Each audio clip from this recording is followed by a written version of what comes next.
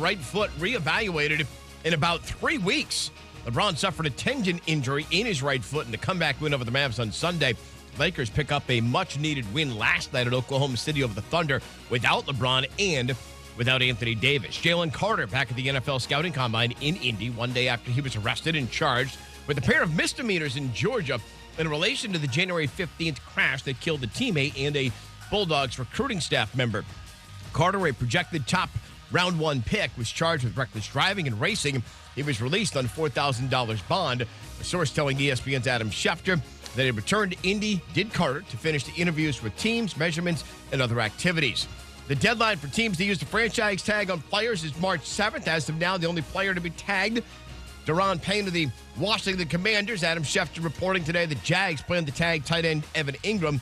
He set career highs in catches and receiving yards last year. The tag for tight ends is $11.3 million. The Bucs are $55 million over the cap. They're expected to release tight end Cam Brate to save $5 million. Do you own or rent your home?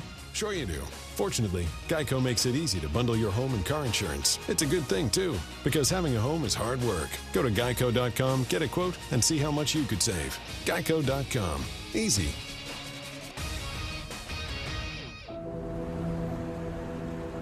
In the heart of Beer City, USA, 2 men, 1 journey to create a sports show unlike any other. Unfiltered, raw, and honest. One of them played a soccer goalie opposite Ben Stiller. The other once scored 6 points on Steph Curry. These guys know their shit. Let's go! Tank Spencer, Jeremy Greene, the Sportsocracy. Presented by Ingles Supermarkets. Low prices, love the savings. And Fred Anderson Nissan of Asheville. And welcome into the Sportsocracy on ESPN Asheville. 92.9 FM, 880 AM, 1400. Sportsocracy heard everywhere on the iHeartRadio app, and you can see us everywhere on YouTube. Just go to thesportsocracy.com. Don't forget to click that live video link. Subscribe to the channel so you can join us in the chat. And today is, it's. I guess this is the official kickoff of Draftmas. I mean, I know you've been saying Draftmas season has been going on for a while, but this is really where you get to feel the season. That was pre-Draftmas. That's like you people that put up Christmas trees before Thanksgiving. Because today is Combine Day. That's right. Baby! That's right. The NFL Combine in Indianapolis is getting underway. We've got defensive linemen and linebackers. Good class. Let's go. Strong start. Yeah, going through all of the testing today in Indianapolis. So keeping Jeremy's attention throughout the program might prove to be difficult. Oh yeah, because I have the Combine on right in front of me. Of course you do. If you've ever seen the studio, 2 big screens. 1 screen showing the show, 1 screen showing the Combine. He's just buried his nose in it, and we'll talk about the players to watch at this week's festivities in Indianapolis throughout the program today. Welcome everybody into the program, and that's a great place to start with the opening drive.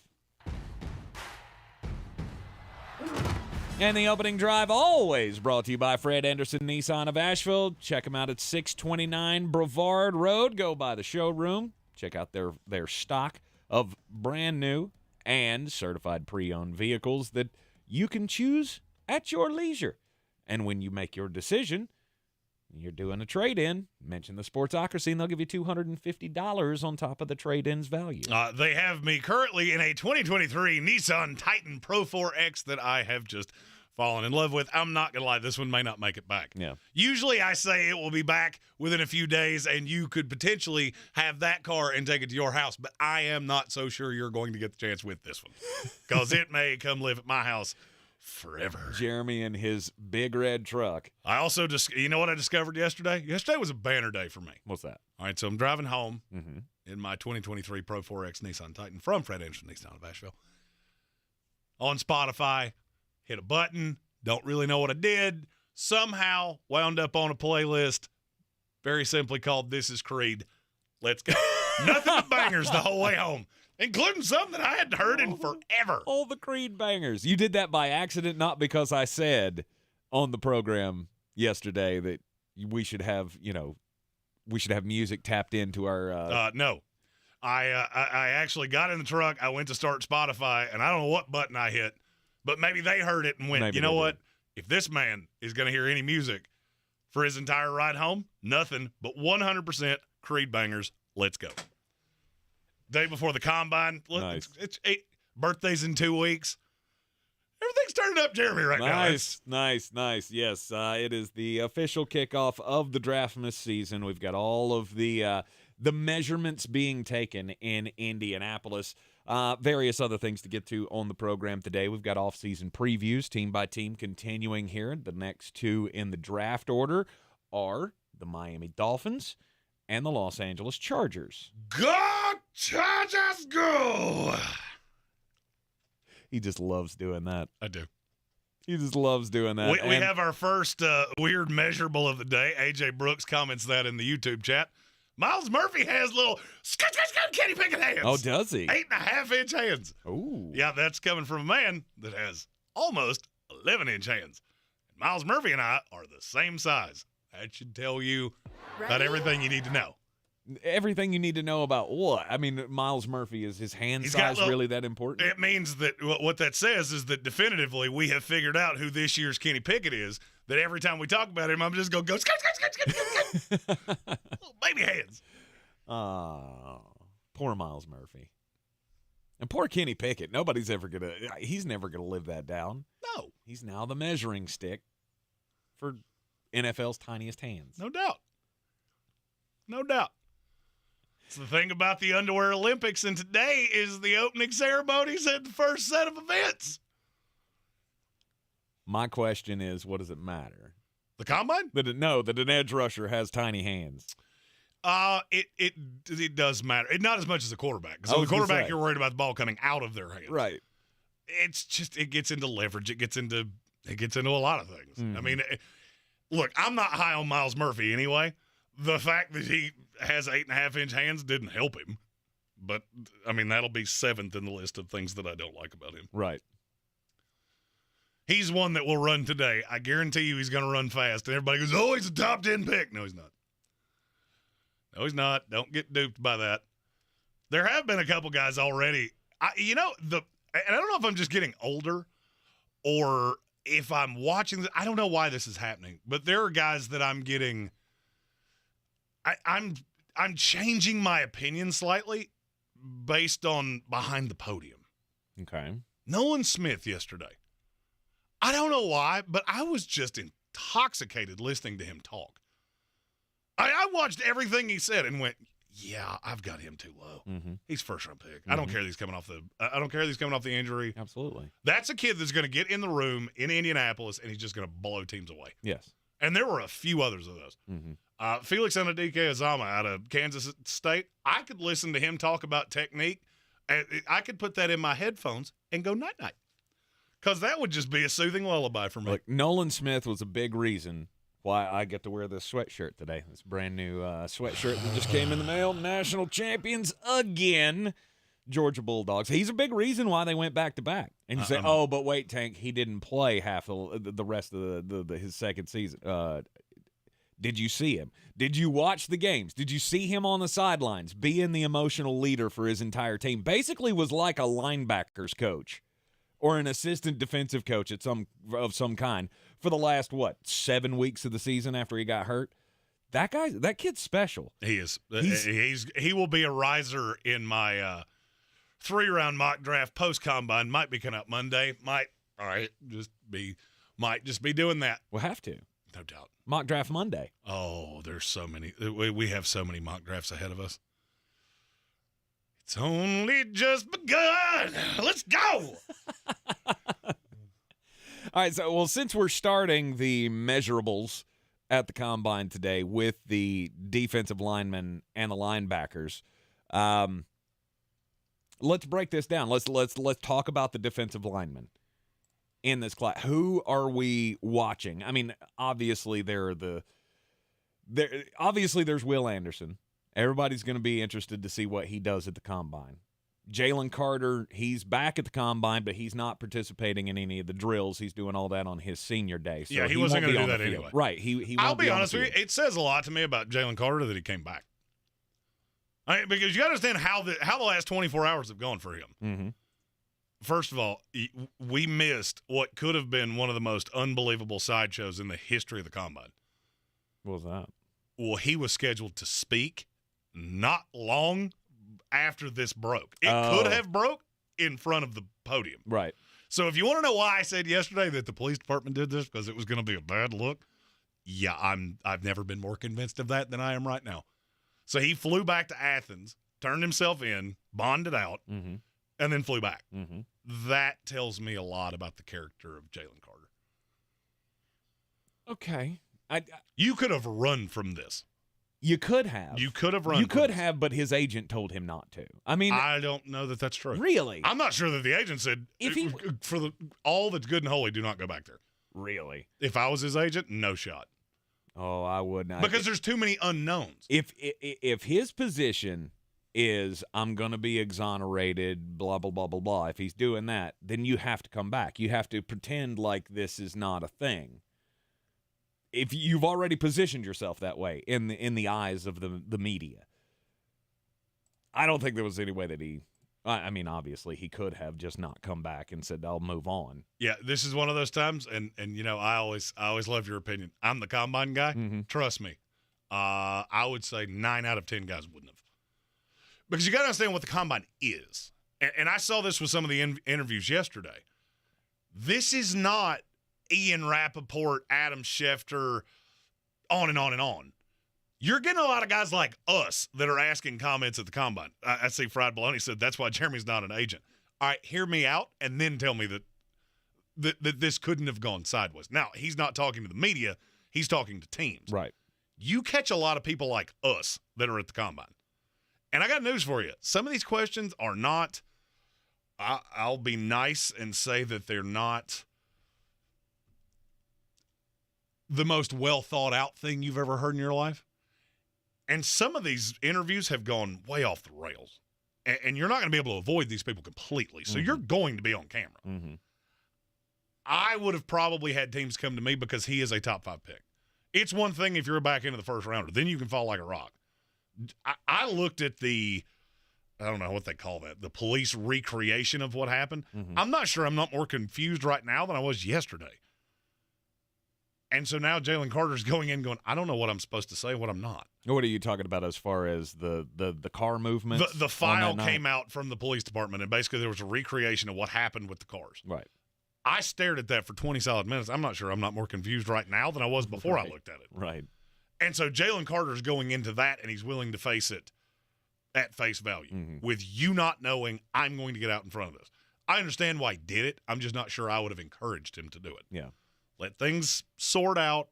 We're still a long way away from the draft, but you know, good for him that he went to face it. To me, I think this is the best scenario was sending him back. Was if you're gonna claim that you did nothing wrong, then we have to move on like this. Yes, you're gonna face tough questions from all of the interviewers, but that's also where like I talked about yesterday. That's where coaching comes in.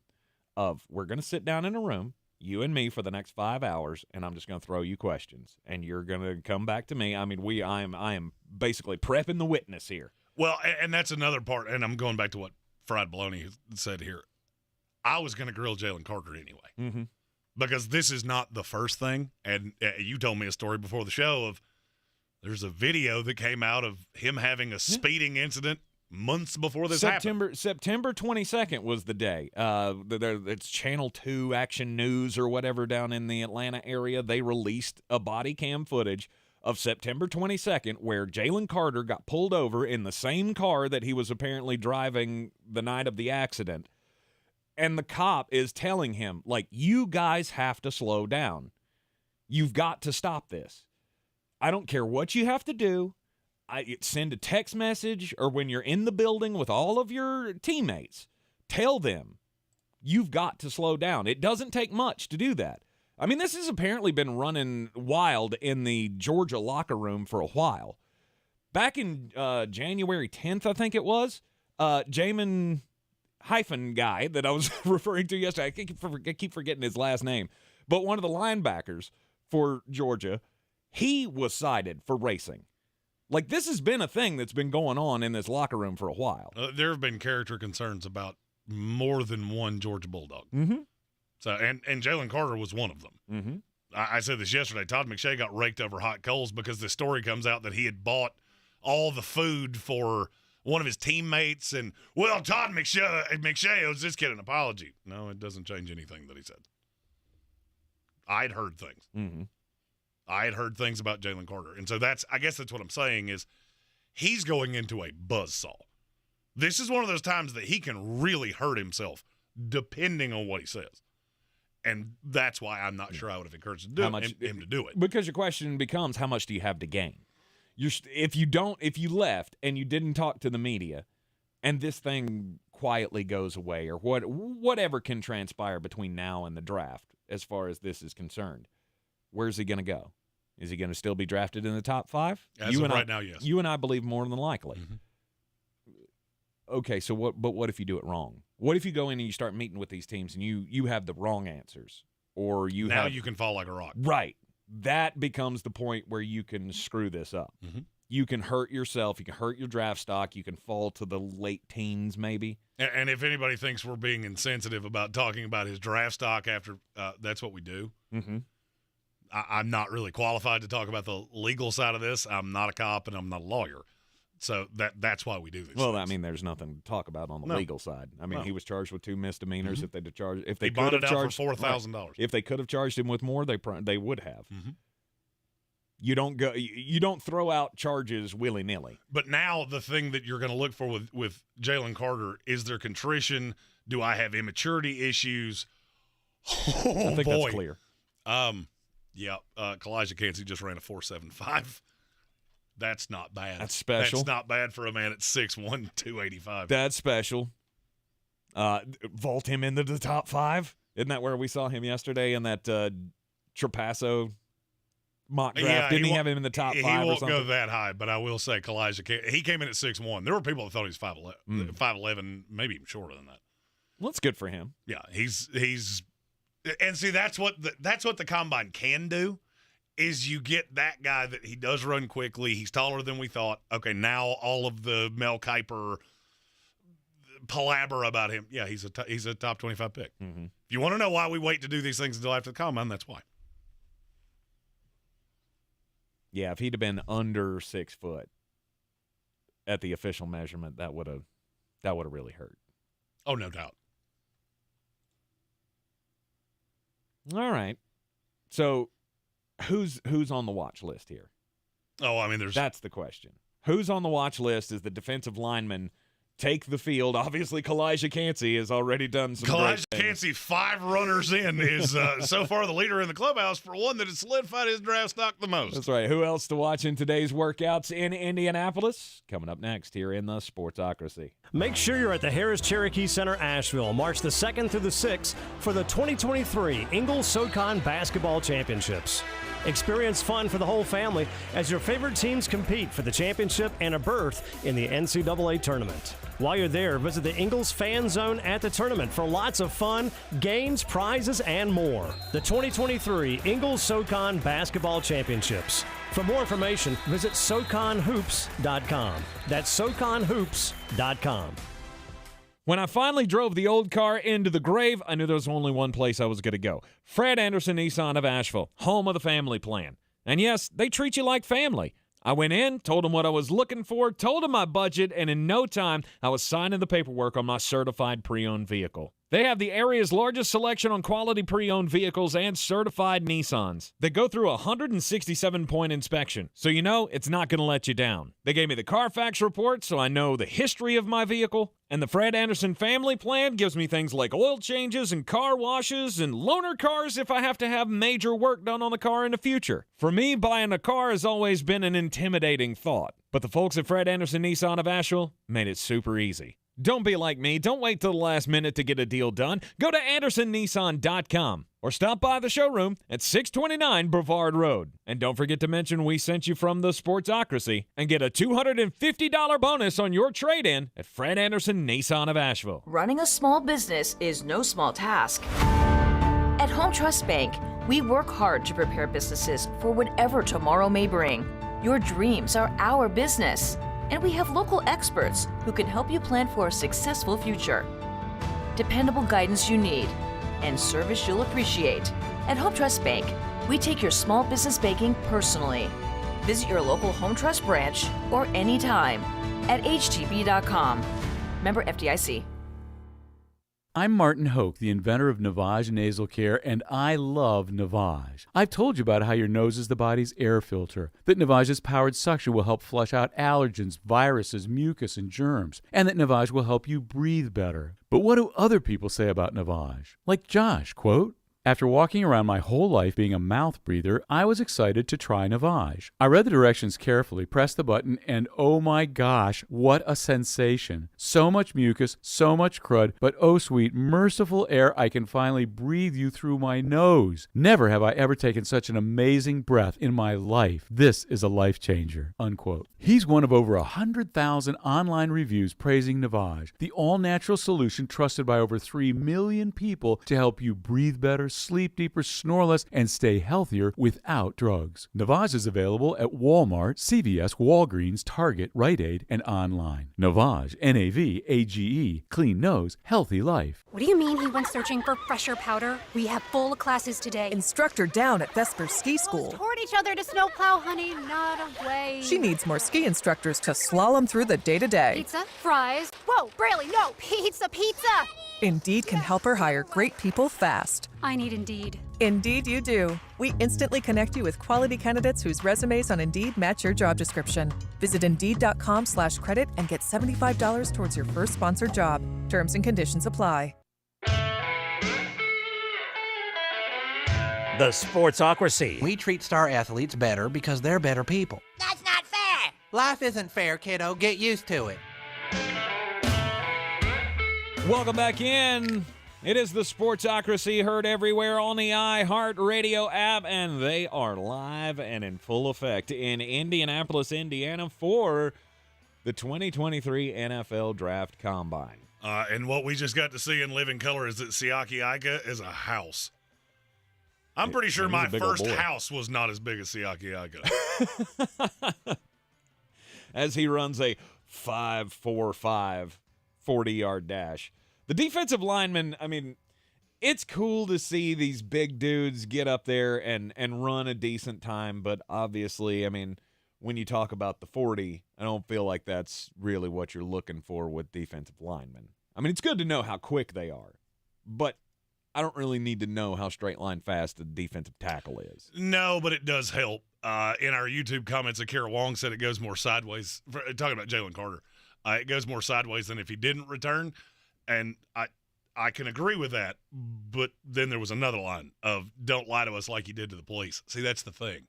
You would have to have found a lot of contrition in the last 24 hours, and people aren't going to find that to be genuine. Mm-hmm. It's going to be, okay, you're telling me this now because you got caught, because you did lie to the police twice. Yeah. And so I guess that's what I'm saying is, all right, if Jalen Carter sits down in front of me and he's not, I mean, you so much as look at me wrong, it's going to send off alarm bells. You do this at the pro day, now there's actually been time. Do you see what I'm saying? I know that sounds strange, but I'm not sure it was the best solution. Right. I can fully see where that would go poorly. I've had a couple people that are in Indianapolis say this is a bad call. Mm-hmm. Again, depends on how he answers the questions, depends on whether or not he's well prepared, and if he's got an agent worth his salt, he will be well prepared for whatever should come up. The defensive linemen are on the field going through the position drills and such in Indianapolis. So Kalijah Cansey, he's already on top of the 40-yard dashboard with a 4.78 40. Between measurables and the 40, and if things keep trending in the right direction for him in Indianapolis, he's a top 20 pick. Him just being 6'1" is probably enough because the tape's really good. I mean, he was my third highest rated defensive lineman anyway. He had, what, 11 and a half sacks last year? Yes. ACC Defensive Player of the Year. Incredibly talented. So, I mean, that's what the Combine does. I feel like we get lost in the dash times. I mean, it's fun to watch a guy run a 4.25. But there are things that you can glean from this. This is also a really deep defensive line class. So who else you think is going to pop off the page? Pop off the page. Today, Miles Murphy is going to have a day because he's going to run really, really fast. I mean, I'm talking high 4.5s at 6'5", 260. I don't remember what he measured in at. Another Brian Breeze, his teammate from Clemson, is a guy I'm looking forward to seeing more in the position drills. He ran a 4.93, but that doesn't mean a tremendous amount to me. Right. I could easily see there being, in the first 2 rounds, getting 8, 9, 10 legitimate defensive linemen. I mean, obviously you're going to have Jalen Carter if they can sort out what happened with the arrest. I consider Will Anderson being outside linebacker, so I don't really put him in that class. Tyree Wilson, who broke his foot, so you're not going to see him. I think he's here to do the measurables. I haven't seen his yet. But he's a kid that the pro day will mean more than this. We know he's going to be just an absolute freak of nature when it comes to measurables. Incredibly long-armed, incredibly tall, and can play multiple positions. For the defensive linemen, what are the drills that you look at and go, if they perform well in these drills, it gives me an idea of how successful they may be at the next level? I'm curious what, and that's one of the funny things with the 40. I'm more curious what your 10-yard is than what your 40 is. I'm more curious what your shuttle is than what your 40 is. I'm more curious what you did in the bench press. I mean, I like you having a decent enough vertical, but I'm more into measurables with the defensive lineman. How long are your arms? Because you think about that with, okay, that's part of what you do. It's not just getting to a quarterback or stopping a ball carrier. Right. It's how can I keep that tackle at arm's length to get around him. Correct. So for me, there are a good number of guys that will be interesting today. 40 times already in the books here. Brian Breeze, 4.93. Jervon Dexter of Florida. He was another one that was really impressive yesterday. With a 5 even. Which is insane because he's 340 pounds. he's a huge monster. Moro Ojomo. That's a new name for me. The kid out of Texas. Yeah. Defensive tackle out of Texas. He's at a 5'12 right now.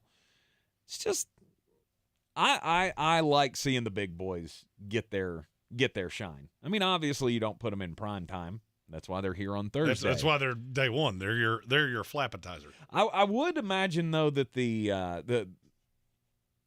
edge rushers and stuff. Are we going to see a point where they become their own position group? Where because I feel like that's one of the primo positions. It right? is, but that's the highlight of today. Right. I mean, Isaiah Foskey or he's one that I'm curious to see what he does because he is a little thinner. Christian, one of our great listeners, has been asking me about Foskey because he's really high on him. And I get it. I want to see the raw athleticism from him because I'm not so sure how well he holds up against the run. So I want to see, can you be that freak of nature? Will McDonald, he's another one. Right. That you asked me who could blow this day out. Will McDonald's the answer to that. I didn't think about that at first, but yeah, he could do something absolutely ridiculous today. And would vault him into the first round? Into the first round, yes. 8 is insane. Yeah, not Mel Kiper was recreationally doing things that you're not supposed to do. Right. He's not going super high. Like apparently. No, because if you take him over Tyree Wilson, I'm going to ask if you're doing recreational narcotics because it doesn't make any sense. The ceiling on one is through the roof. I like the ceiling on Will McDonald, but it's not to that level. Sloan Jordan said Andre Carter's the guy for me. He's another one I'm curious to see today. Now, he's one that I want to see doing the linebacker drills. I want to see what you look like standing up. We did this last year with Jermaine Johnson because there were plenty of people that thought, oh, he can stand up. No, he can't. No, he can't. I knew it. I knew it within 5 seconds of watching him doing line drills. Right. That's why I loved him with the Jets. You're going to play out in that wide 9, hand in the dirt, and now that makes you a first-round pick, which is why they traded back up for him. So as the day goes on, you'll start seeing things that are more that more translate to the NFL level. You're in the Sportsocracy. It is ESPN Asheville, 92.9 FM, 880 AM, and 1400. Take a quick break. When we come back, we'll get just a bit outside. This is your Exergen Temporal Scanner weather forecast on ESPN Asheville. Mountains to our west under a high wind watch for Friday. Gusty south winds kicking into the valley. 52 degrees our low tonight with a chance for rains going up tonight. Thunderstorms in the Friday forecast, high 65. And the heaviest weather likely midday, early afternoon Friday, then turning cooler Friday night, 39. Lower humidity, cooler temps for Saturday, high 56. Low Saturday night, 33. I'm meteorologist Scott Larimore. That's the latest Weather Channel forecast. This report is sponsored by Taco Bell. Taco Bell is sorry for going too far with its past breakfast. All you need in the morning is tasty, simple food, like a breakfast crunch wrap, fluffy eggs, cheese, sausage, hash browns, wrapped in a warm tortilla. Grab one at participating Taco Bell stores during breakfast hours only until 11 a.m. while supplies last. I like to be active, and as you get older, I know it because I am older. You're more prone to injury, and I could not get rid of the pain. QC Kinetics patient Diane Richardson talking about how a hiking injury left her in awful pain. No one wants to live in pain. I certainly don't want to live in pain. I don't have time for pain. Diane had heard about regenerative medicine, so she called QC Kinetics and started treatment right away. And the results were incredible. I couldn't believe it. I honestly was skeptical, but the pain went from a 10 to a 0. QC Kinetics is the nation's leader in using natural biologics, healing properties from your own body to restore and repair damaged joint tissue. There's no surgery, no drugs, and no downtime. The result was phenomenal. I mean, I was not feeling any pain. I'm able to do everything that I want to do. If you have pain from arthritis or injury, this may be the solution you're looking for. Call QC Kinetics now for a free consultation. It was a game changer. Call QC Kinetics, 828-333-9517. That's 828-333-9517. 828-333-9517. Finding great candidates to hire can be like, well, trying to find a needle in a haystack, but not with ZipRecruiter. Its powerful technology actively finds and invites qualified candidates to apply to your job. So while other companies might deliver a lot of hay, ZipRecruiter finds you the needle in the haystack. See why 4 out of 5 employers who post a job on ZipRecruiter get a quality candidate within the first day. Try ZipRecruiter for free at ZipRecruiter.com/free. That's ZipRecruiter.com/free. For more information about contests on the station, log on to ESPNAVL.com. At Ingles Weather, we're celebrating Friday night rivals, televising college basketball games, bringing the Fan Fest to semi-pro soccer, or taking you out to the ball game at your minor league park. It's all in the bag. Ingles, low prices, love the savings. I believe real estate isn't about properties, it's about people. I'm Clarissa Hyatt-Zach with eXp Realty, serving all of Western North Carolina. Navigating the home buying and selling journey can feel overwhelming at times, and that's why having an agent who cares about you and your needs is key. I'm a native of Western North Carolina, and I close over a home a week. I'm an expert in the market, pricing my sellers correctly to net you the most money, and working as a skilled negotiator for my buyers. Please give me a call today at 828-774-6343 to set up a complimentary market analysis. Everyone's heard about the housing market and this being the best time to sell a house in years. But the same thing applies to cars. Whether you're looking to buy a car, trade in, or sell that car in the driveway collecting dust, Fred Anderson Nissan of Asheville wants to buy your car. They have 2 on-site managers that work with Kelly Blue Book to give you top dollar for your vehicle. You can even have your car appraised instantly at AndersonNissan.com. Stop in and visit them today at 629 Brevard Road in Asheville, or call them at 828-365-1663. Boy, you must be outside your mind. The Sportsocracy. Just a bit outside. He tried the corner and missed.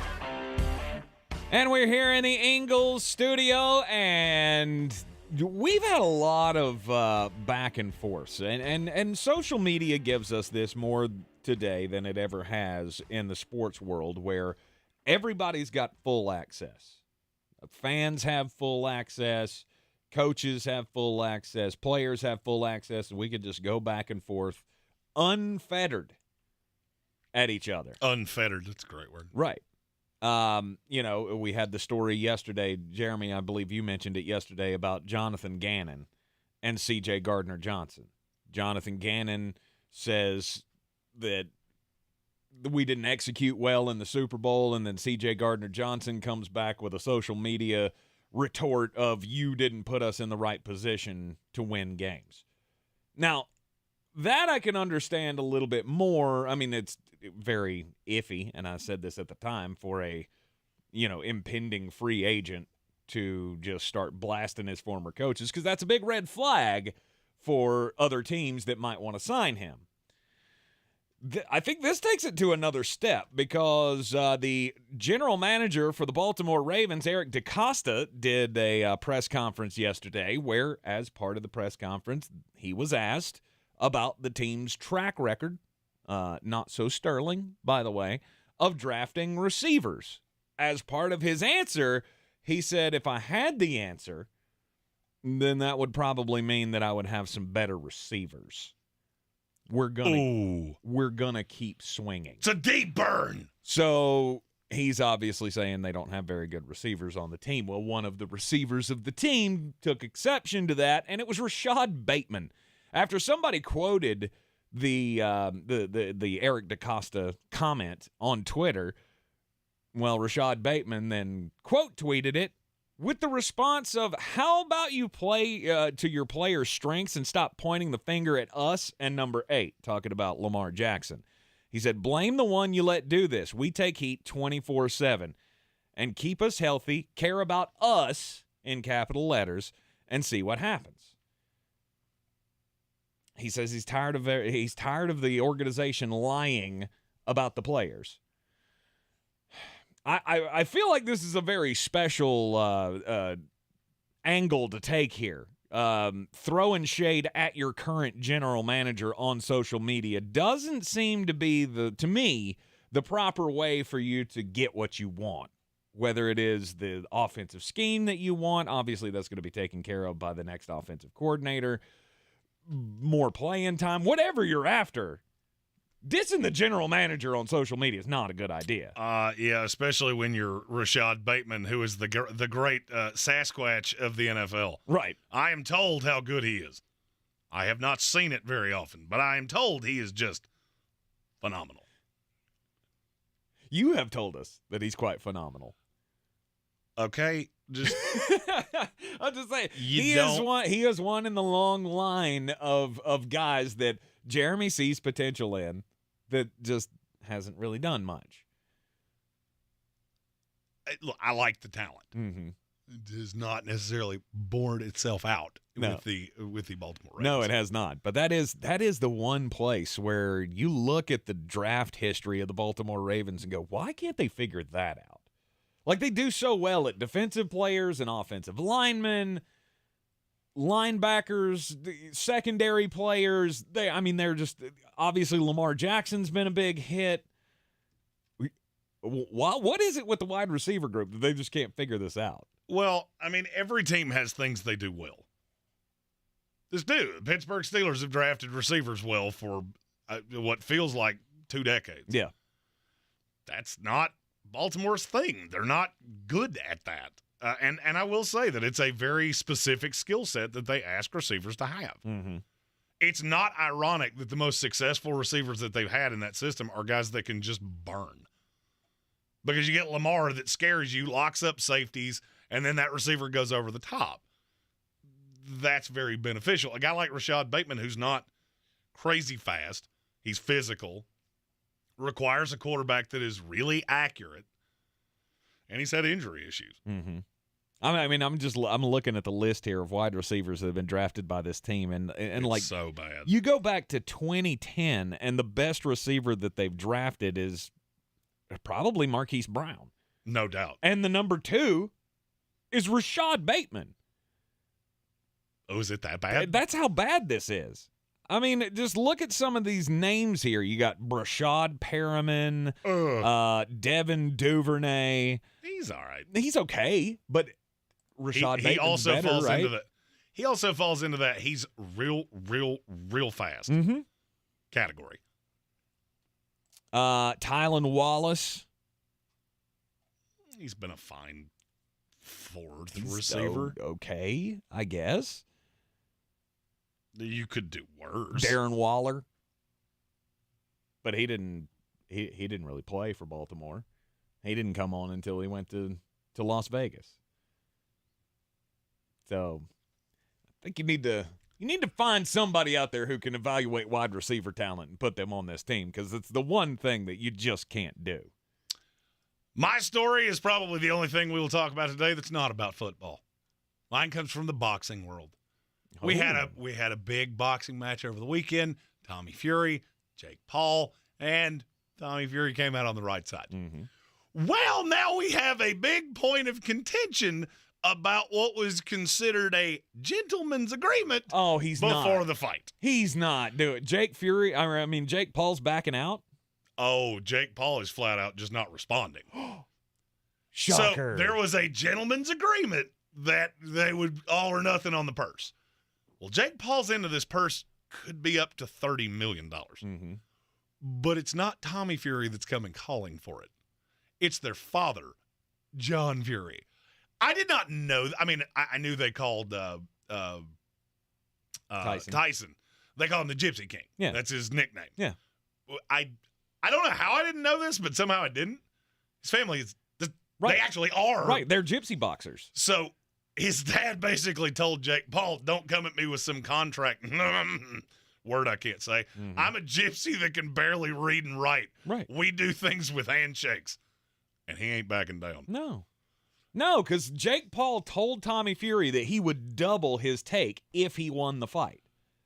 Now, there is also a video that has surfaced of the Furies bypassing signing a contract that would have said that very same thing. Okay. So, I mean, I get gentleman's agreement. You shake hands, we agree to it. But if I gave you the chance to put pen to paper and you said no, then I'm not so sure we had a gentleman's agreement. I mean, unless the discussion was, we don't really need to put anything on paper. You're not going to pull this out from underneath us. Because once again, you're a, 25-year-old YouTuber? And we are an entire family of traveling gypsy boxers who beat the out of people constantly. Have since we were born. I hate that we live in a world where the YouTuber is the one you look at and go, he's got enough money. He could pay that off. And it's true. It's absolutely true. That's one of the grosser things I've ever thought about for more than 3 seconds. It's just jealousy. It's just jealousy. We'll be there one day. Oh, I could only hope. I could only hope and pray, and your support will get us one step closer each and every day. So be sure to subscribe to the YouTube channel, and you can subscribe, or you can join the House of Reprehensibles. It's a meager monthly fee. Just show your appreciation for the Sportsocracy. Once you subscribe to the channel, the join button comes up where the subscribe button was. Best way to explain that? Are you proud of me? I explained the computer I'm not sure thing. what you just said is true, but I'm going to I think it does. Yeah, I think it does. I don't think the... I know people always have a hard time finding it on cell phones, especially if they're Apple products. Oh, which yeah, is Apple why products. You shouldn't have Apple products. Yeah, they're awful. The old iPhone. What? But why do you like your iPhone? Because it's an iPhone. Because they it makes told me I should. I love Apple products because it makes me a target for violence. I mean, that's what I've learned over the last couple of days. Hell, you had the story the other day of the moped AirPod crew. Max. Right. The moped crew on the streets of New York City that will just snatch your headphones off of your head. And then I saw a story today where the North Lake Mall in Charlotte is shutting down their Apple store because apparently there have been 3 shootings in the last 2 weeks outside of that store. They're just shutting it down and moving to a different place. Look, I'm somebody that got pretty high up in Verizon, and it never ceased to amaze me. iPhone release day, I heard this noise in my head all day, and it was just, oh, here come the sheep. Here they go.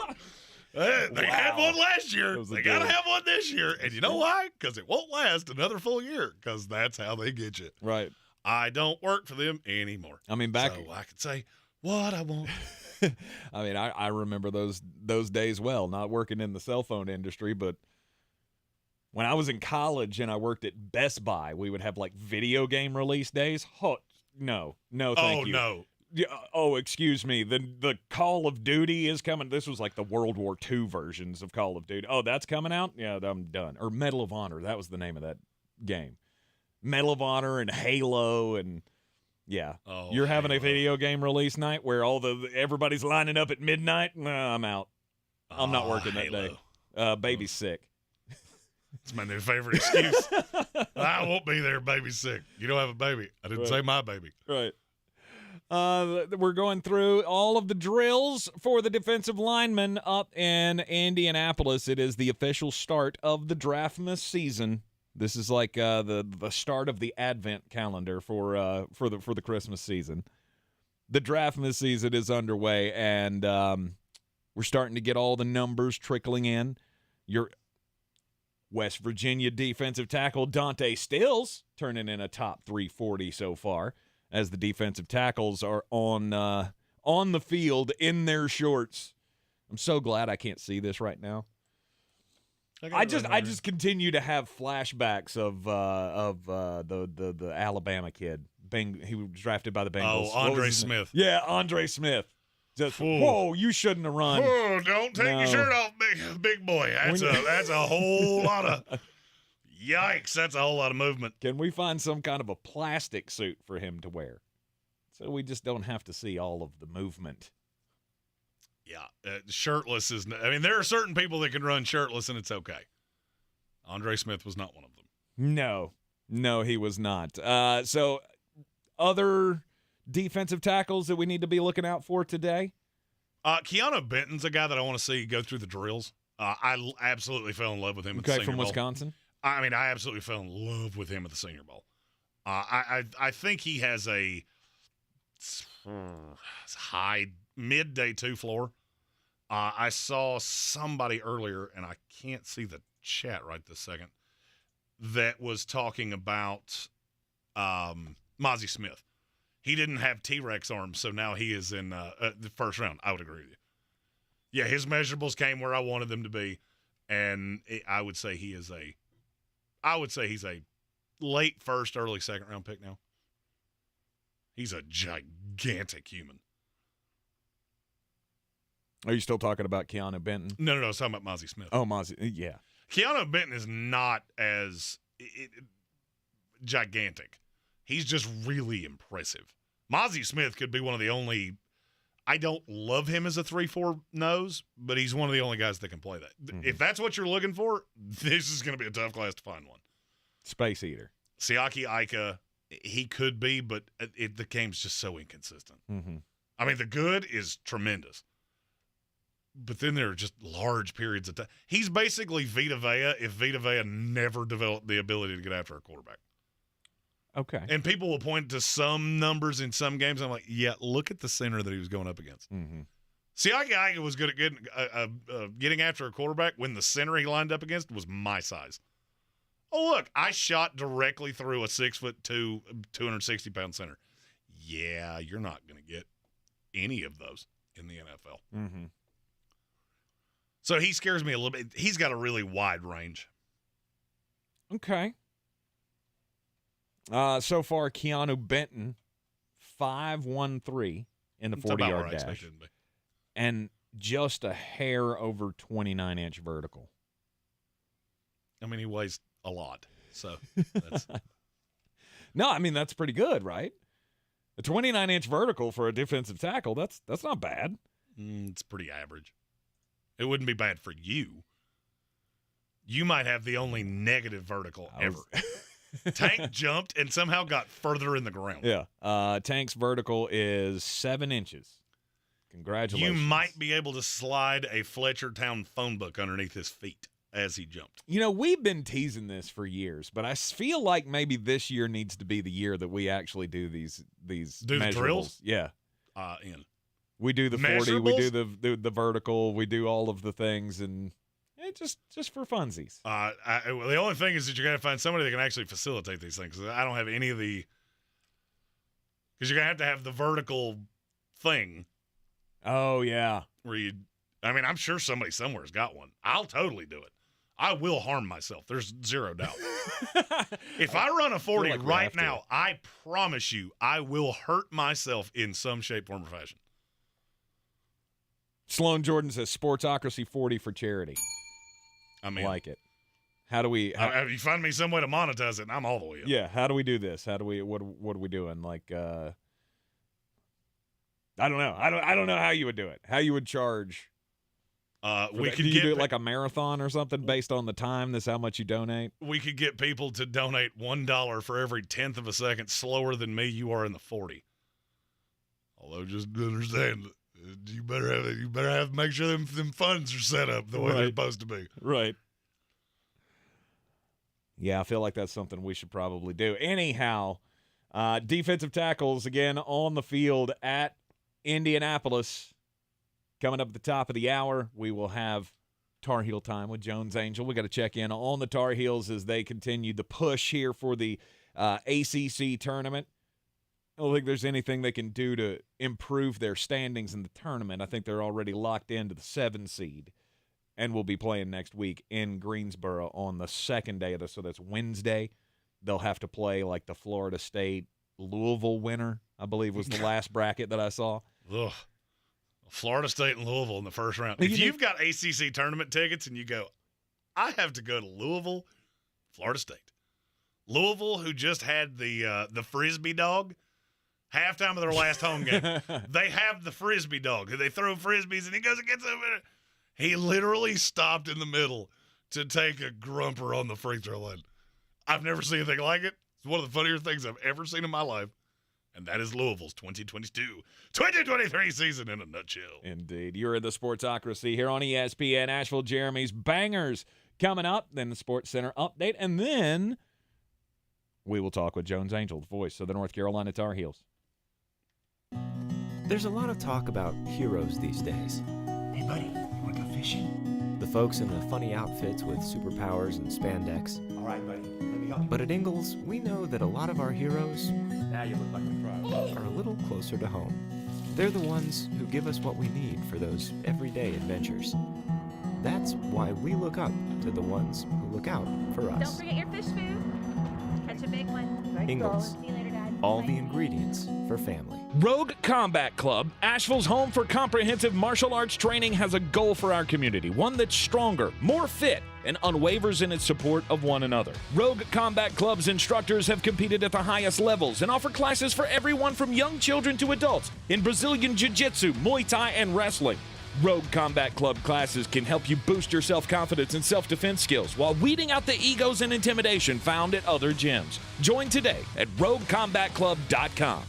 Since man created roads, they've been looking for ways to get off-road and vehicles to take them there. That's where Outlaw Off-Road comes in. A premier off-road center for Jeeps, trucks, and SUVs with a complete lineup of off-road and overland services, including maintenance and repair to make your vehicle all that it can be. Check out their location right here in Western North Carolina at 85 Avery Creek Road. Call them today at 828-974-8480 or visit them on the web at theoutlawoffroad.com.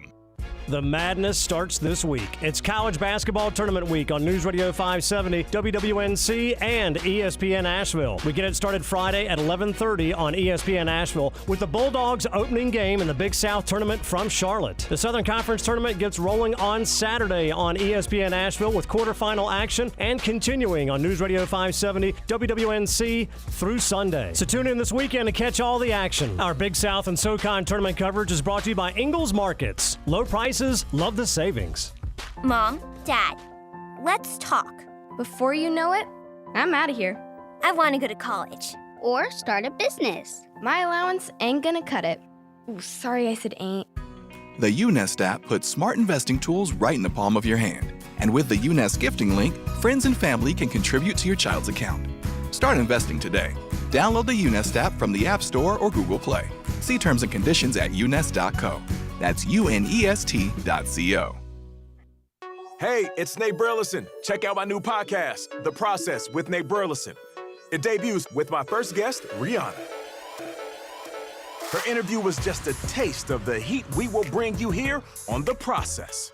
I'll talk to A-list celebrities, athletes, and visionaries about their process. What steps did they take to achieve greatness?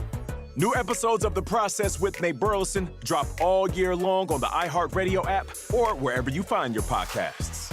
Finding great candidates to hire can be like, well, trying to find a needle in a haystack, but not with ZipRecruiter. Its powerful technology actively finds and invites qualified candidates to apply to your job. So while other companies might deliver a lot of hay, ZipRecruiter finds you the needle in the haystack. See why 4 out of 5 employers who post a job on ZipRecruiter get a quality candidate within the first day. Try ZipRecruiter for free at ZipRecruiter.com/free. That's ZipRecruiter.com/free. Coffee's the closer's home. Get them the money. Then when you get the money, you get the power. That watch costs more than your car. Then when you get the power, then you get the woman. 2-2 last night. As one of our listeners pointed out, in the ACC, you just can't trust anything because anyone can win on any given night, and Notre Dame showed that last night. Should lead to a fun run in the ACC tournament next week in Greensboro. Tonight, a couple picks in college basketball as we close in on tournament week, and one absolute banger in the NBA. This is Greene on Greene, brought to you by Ingles Markets. Low prices, love the savings. Arizona's a 2-point favorite tonight at USC. Arizona lost on a half-court heave to Arizona State over the weekend that has their seeding in the NCAA tournament up in the air. This is a game that Arizona needs, and it really plays into their strengths. USC is a terrible perimeter defensive team, and Arizona is a great three-point shooting team. Also, USC doesn't score well from the outside, and Arizona is really good defensively inside the arc. Wildcats won the first meeting by 15. I see no reason they won't do the same tonight. Home court will make USC more competitive, but this line is just too small. Give me Arizona. I'll give the 2. Wisconsin is a 4-point dog tonight at home against Purdue. I'm starting to think that Purdue has had an up-close experience with that ball from Space Jam. Just a few weeks ago, this looked like a formidable title contender, and now they've lost 3 of their last 4. Zach Edey is going to be a problem for anyone because of his sheer size and skill, but Wisconsin is very good at forcing turnovers, and the Boilermakers become considerably more generous in that department on the road. Wisconsin needs this game and to win at least twice in the Big Ten tournament to have any chance at the big dance and to possibly save Coach Greg Garb's job. Upset special, give me the Badgers outright. And finally, in the NBA, the Indiana Pacers are a 6-point favorite at the San Antonio Spurs. Over-under is 237.5. I'm bringing back an old friend for this game. The San Antonio Spurs could lose to a G League team at this point, and that's not an exaggeration. Watching Greg Popovich coach this team is one of the more painful things I've seen in sports in recent years. Meanwhile, Indiana's looked good since the All-Star break, and don't look now, but there's a pretty good chance that the Pacers will play themselves into the play-in game. One simple reason for that: playing fast really suits this team. That's been a huge problem for the Spurs over the course of the year because they couldn't play dead in the Western defensively, and frankly, they don't have enough scorers either. They are the definition of a gun with no bullets in it, and that's why I'm bringing back the achy-breaky, no mistakey for the Indiana Pacers tonight, minus the 6. I think this is an absolute bloodletting, and I'll go under the 237.5. The fourth quarter might look like they let the Water Boys get some run for the Spurs. For more, follow us on all the social medias at The Sportsocracy, and as always, Greene on Greene is brought to you by Ingles Markets. Love the savings with Ingles. Love the winnings with me. Mull it out. This is your Exergen Temporal Scanner weather forecast on ESPN Asheville. Mountains to our west under a high wind watch for Friday. Gusty south winds kicking into the valley. 52 degrees our low tonight with a chance for rains going up tonight. Thunderstorms in the Friday forecast, high 65. And the heaviest weather likely midday, early afternoon Friday, then turning cooler Friday night, 39.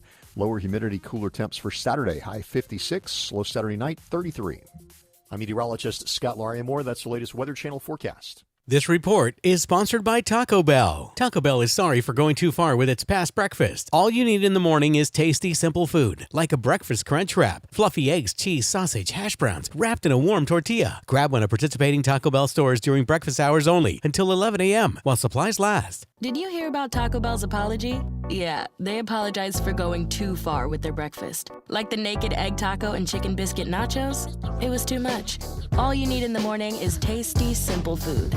Like the breakfast crunch wrap. Fluffy eggs, melty cheese, sausage, crispy hash browns, wrapped in a warm tortilla. Or, as some call it, a breakfast crunch thing.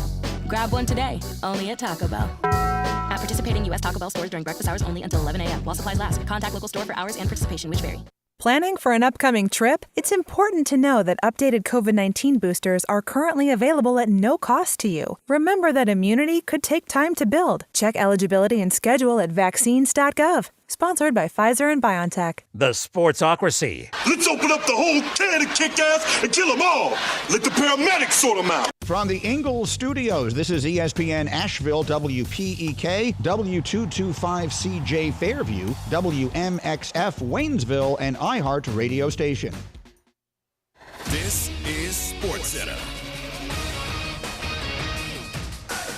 I'm Kevin Winter. Round one of the 58th edition of the Arnold Palmer Invitational at Bay Hill is ongoing right now. Chris Kirk and Cameron Young each fired 5 under 67s earlier this morning. Adam Schneck, Scotty Scheffler, Jordan Spieth are among 6 golfers who are at 4 under par, 1 shot off the pace. John Rahm is among the featured groups that are being showcased on ESPN Plus right now. Rahm has got it to the 3 under mark. He's playing the 13th hole again. Featured hole, featured group coverage is airing on ESPN Plus. The Los Angeles Lakers announcing today LeBron James going to have his right foot reevaluated in about 3 weeks. He suffered a tendon injury in that right foot in the comeback win over the Mavericks on Sunday. Lakers then lost earlier in the week, picked up a much-needed win in Oklahoma City without LeBron and Anthony Davis last night. Jalen Carter back at the NFL Scouting Combine in Indy 1 day after he was arrested and charged with a pair of misdemeanors in Georgia in relation to the January 15th crash that killed a teammate and a Bulldogs recruiting staff member right after the Georgia Bulldogs parade. How would you love a chance to save some money on car insurance? Geico can help. Switch today and see all the ways you could save with great rates and discounts. It's easy. Simply go to geico.com to get a rate quote and get started seeing how much you could save.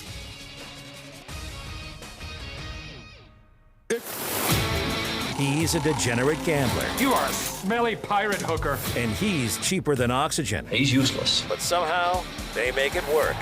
Jeremy Greene, Tank Spencer. There's no holding back in the Sportsocracy. Presented by Ingles Supermarkets and Fred Anderson Nissan of Asheville. It is the Sportsocracy, heard everywhere on the iHeart Radio app, locally on 92.9 FM, 880 AM, and 1400. And, of course, you can see the Sportsocracy live from the Ingles Studio on YouTube each and every afternoon. Just go to thesportsocracy.com, click the live video link, subscribe to the channel. That way you can join us in the chat. Got any questions for the voice of the North Carolina Tar Heels? You can get those in the chat as well as... Well, the season on a brink has, well, it looks a little bit better than it did, Jones. What is the scuttlebutt right now as far as UNC's tournament hopes are concerned?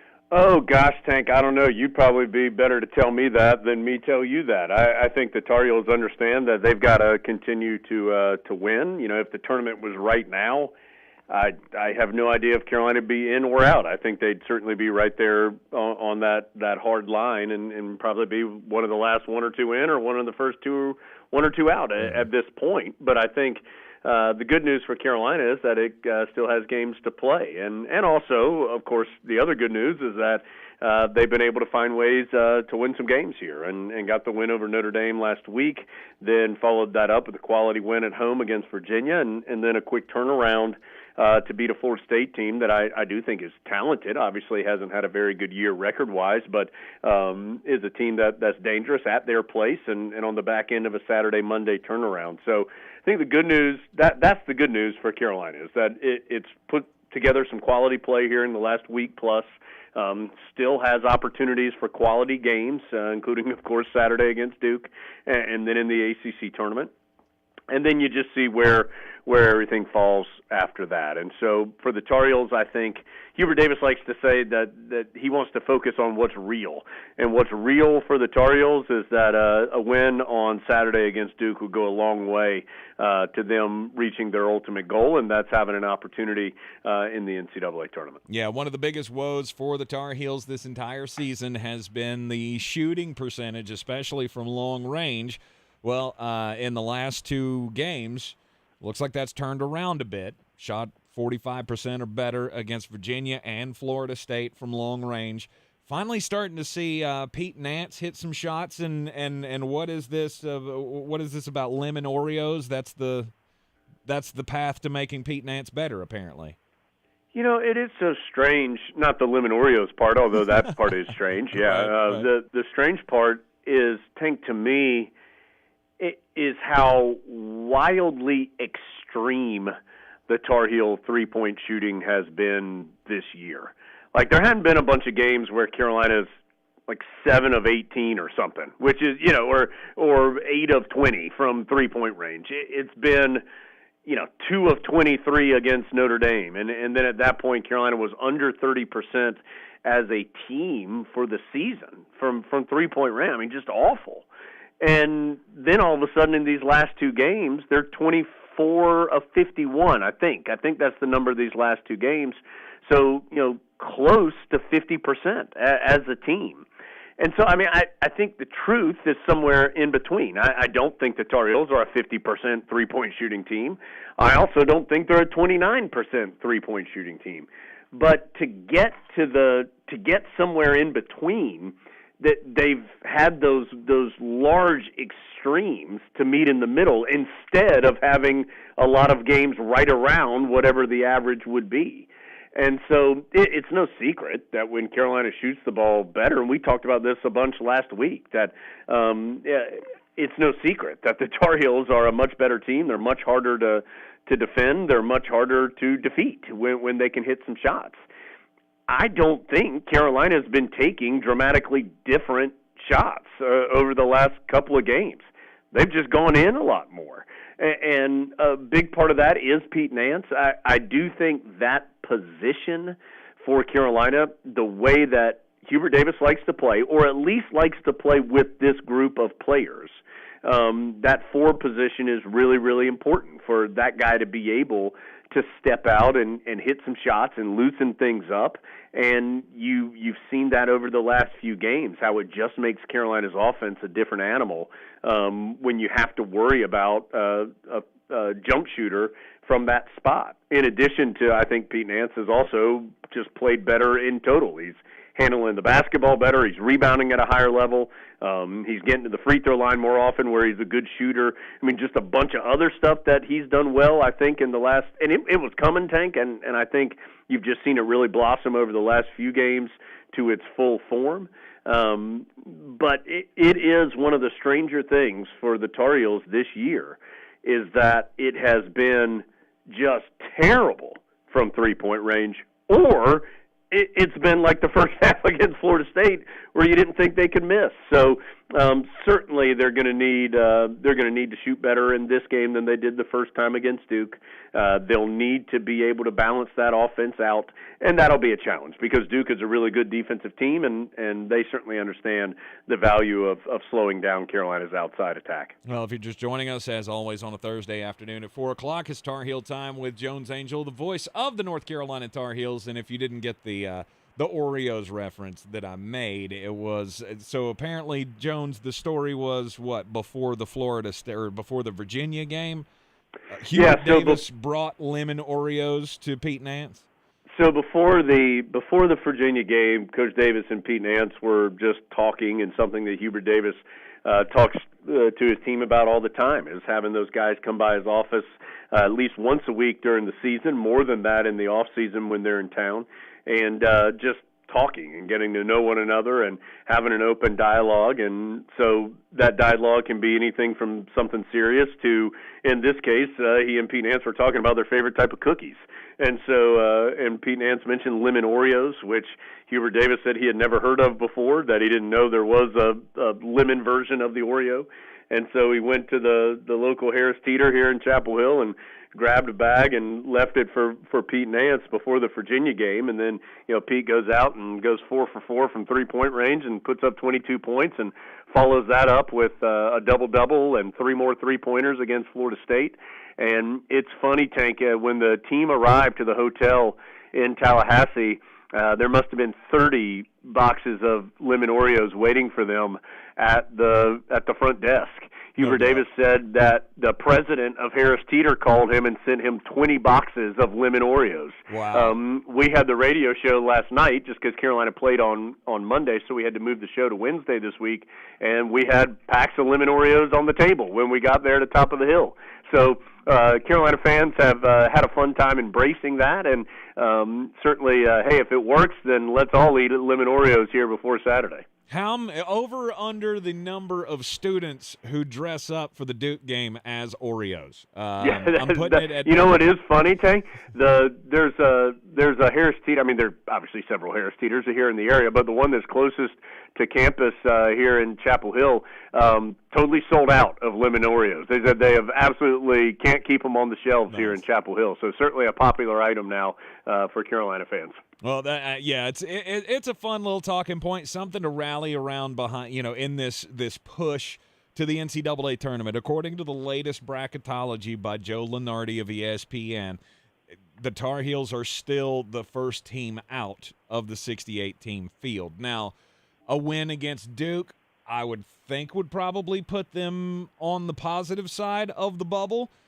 A loss, and you got to pull you got to pull a couple of victories, I think, in Greensboro to be able to punch the ticket in. But there again, with the backs against the wall, I mean, as we saw last year, I mean, this team was not far off about 2 weeks ago from where they were last year before they went on the run that, of course, took them to the Final Four. Obviously, the win against Duke, and then to the national championship game against Kansas. Obviously, as much as we like to beat Duke, and we're going to see them this Saturday, 6:30 here on ESPN Asheville. That's the tip-off. The pregame will start at 5:30.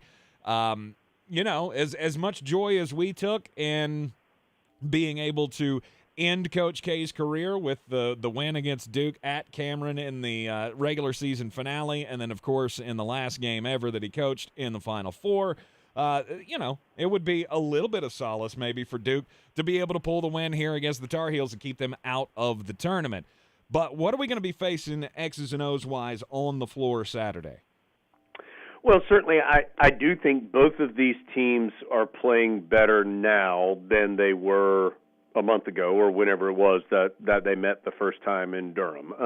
Duke's won 5 in a row, and Carolina's won 3 in a row. I do think it's funny that everybody wants to bag on how bad the ACC is, but as soon as Duke wins 5 in a row, we hear about how they're the hottest team in the country. And I don't say that as a negative towards Duke because they are playing very well. I don't quite understand which side of the narrative that the ACC this season falls. But what I do know is that Duke is playing some really good basketball. They have, at least in my opinion, and again, I have not watched every second of every Duke game, but they seem to be being successful through some really good defense. They're the top offensive rebounding team in the ACC. In fact, these are the top 2 offensive rebounding teams. State's really good offensive rebounding team this year too in the ACC, and so that'll be an important thing to keep an eye on. This is not the shoot a bunch of three-pointers Duke team that maybe you think about from the last couple of years. It is, and by couple, I'm talking like 10 or 15 years. This team is much more based on getting into the paint with the drive. They use that lob really effectively to Lively. Derek Lively, who's having a really terrific last month of the regular season for them. And they are so stingy defensively. And, Carolina only scored 57 points. That's the lowest the Heels have scored this year in the game over in Durham a couple weeks ago. And so that to me is the real key, Tank, is can Carolina's offense find some rhythm? Because we have seen, not just in that Duke game, but other times, that Carolina can look really, really clunky offensively, and then there's some times where the Tar Heels look terrific offensively. A lot of that goes back to our initial discussion about the three-point shooting. I do think that has made a big difference in making Carolina's offense look better here over the last week plus, is that they've been able to hit some shots. And so that'll be important for the Tar Heels in this particular game. Jeremy Roach certainly has had a great year. I thought he and Lively were the 2 most impactful players for Duke in the game in Cameron. Roach really controlled the action for them, made a couple big shots late, made some big free throws late for them in that 6-point win. So that'll be an important matchup, he and R.J. Davis, to keep an eye on, because I do think Roach got the better of that matchup in the first meeting. And so can Carolina's offense get moving? Can R.J. Davis and, can he play Jeremy Roach to a stalemate, something like that? And then finally, can the Tar Heels have success around the rim? Because Lively blocked 8 shots in that game in Cameron and is such a force with his length and shot blocking ability. Armando Bacot has struggled throughout his Carolina career against really long, athletic shot blockers. You saw it on Monday night in Tallahassee. Didn't even have a field goal in that game.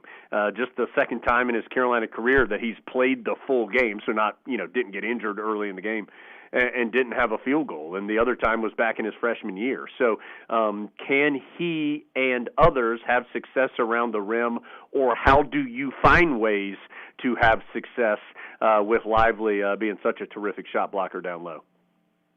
As the season wraps up on Saturday with the Duke game, it's almost time to turn our eyes to the ACC tournament. Are we locked into the 7 seed, or are there seeding implications with the Duke game? Yeah, so Carolina can still be anywhere from the 6 to the 8 seed. Tank, now, I think the easy way to think about it is if Carolina wins on Saturday, it is likely, not 100%, but it is likely going to be the number 6 seed in the tournament. The other key part of that would be Virginia winning, and they host Louisville, who, of course, has had a terrible season. So that would be where I say it's not guaranteed, but it's likely. Mm-hmm. So if Virginia wins and Carolina wins, then the Tar Heels are the 6. If they lose, there is a way for them to fall to the 8, but that would involve, again, Louisville beating Virginia. Again, unlikely, not impossible, but unlikely. So I think the easiest way to think about it is if the Tar Heels win, they are more than likely going to be the 6. If they lose, they are more than likely going to be the 7, with the slight possibility that they could fall to the 8 if a bunch of crazy stuff happened. Yeah, you are in the Sportsocracy here on ESPN Asheville. Jones Angell, the voice of the North Carolina Tar Heels. I can't wait. ACC tournament's always great, and it's always great when it's right at our back door in Greensboro, as it should be. Jim Boeheim, you can go pound sand. I think that's one of the things I'm most looking forward to, is just seeing the sad face on Jim Boeheim when he loses, whenever it's going to be in Greensboro, because I know how much he hates the tournament being in Greensboro. But anyway, I won't let you comment on that. Obviously, I mean, unless you want to. You want to throw some shit at I will say this. No, I'll say this. I am a kid that grew up in North Carolina, and so Greensboro and the Greensboro Coliseum, to me, will always be the home for the ACC tournament. Yes. As college athletics has changed, as the landscape of the ACC has changed, and we know the future of the ACC is uncertain at this point in time. But any time the tournament is in Greensboro, I think that's a good thing. And I think even as the tournament has expanded, and I know the ACC is finding a new home in Charlotte, and I'm sure the tournament's going to be there a bunch, as it makes sense for it to be in Charlotte as well. I'm glad that Greensboro is still going to be in that conversation and be in that rotation, and even if it isn't there as frequently as it has been in the past, it should be there some. Now, I am personally I don't love it when it goes to Brooklyn. I don't love it when it goes to Tampa or wherever. It's been a couple weird times. Mm-hmm. To me, North Carolina is the home of the ACC. I understand the other schools feel like the North Carolina teams get a large advantage when it's in this state.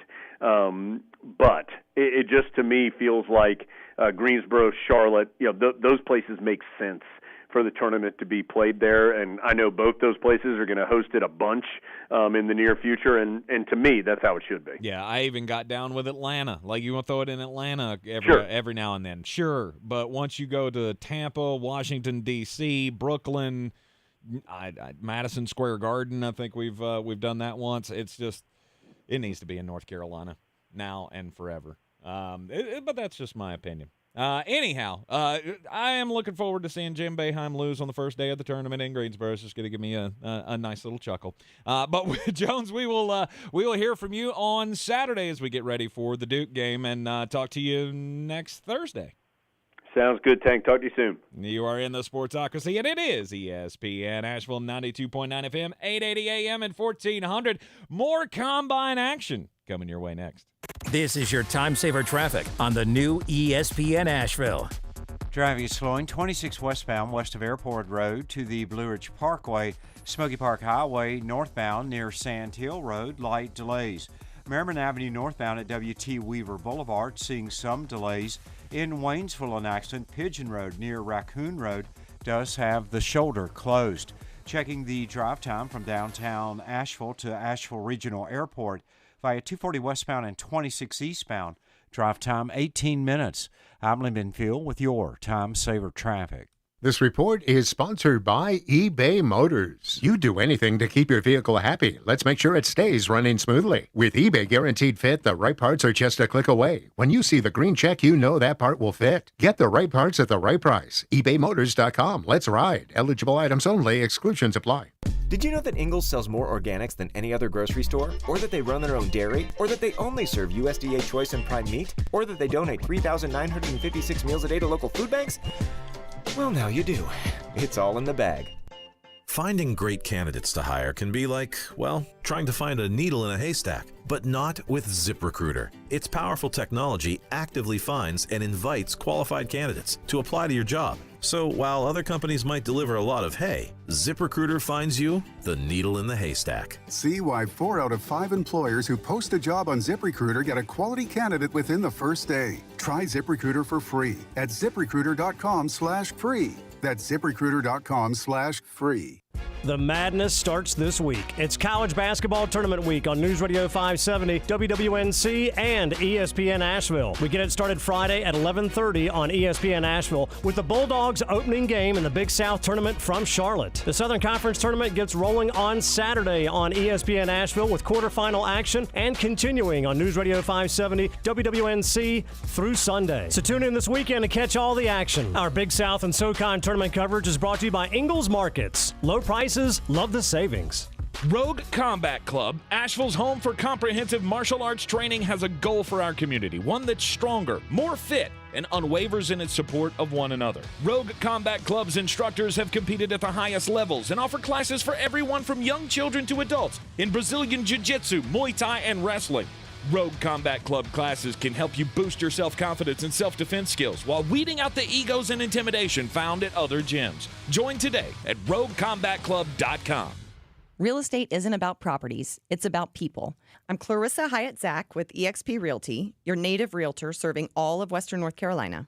I will work hard for you, and I believe in doing the right thing every time. I market each of my listings to reach out-of-town buyers. I use a professional photographer and drone video on every single listing, as well as collaborate with agents across the country to find your buyer.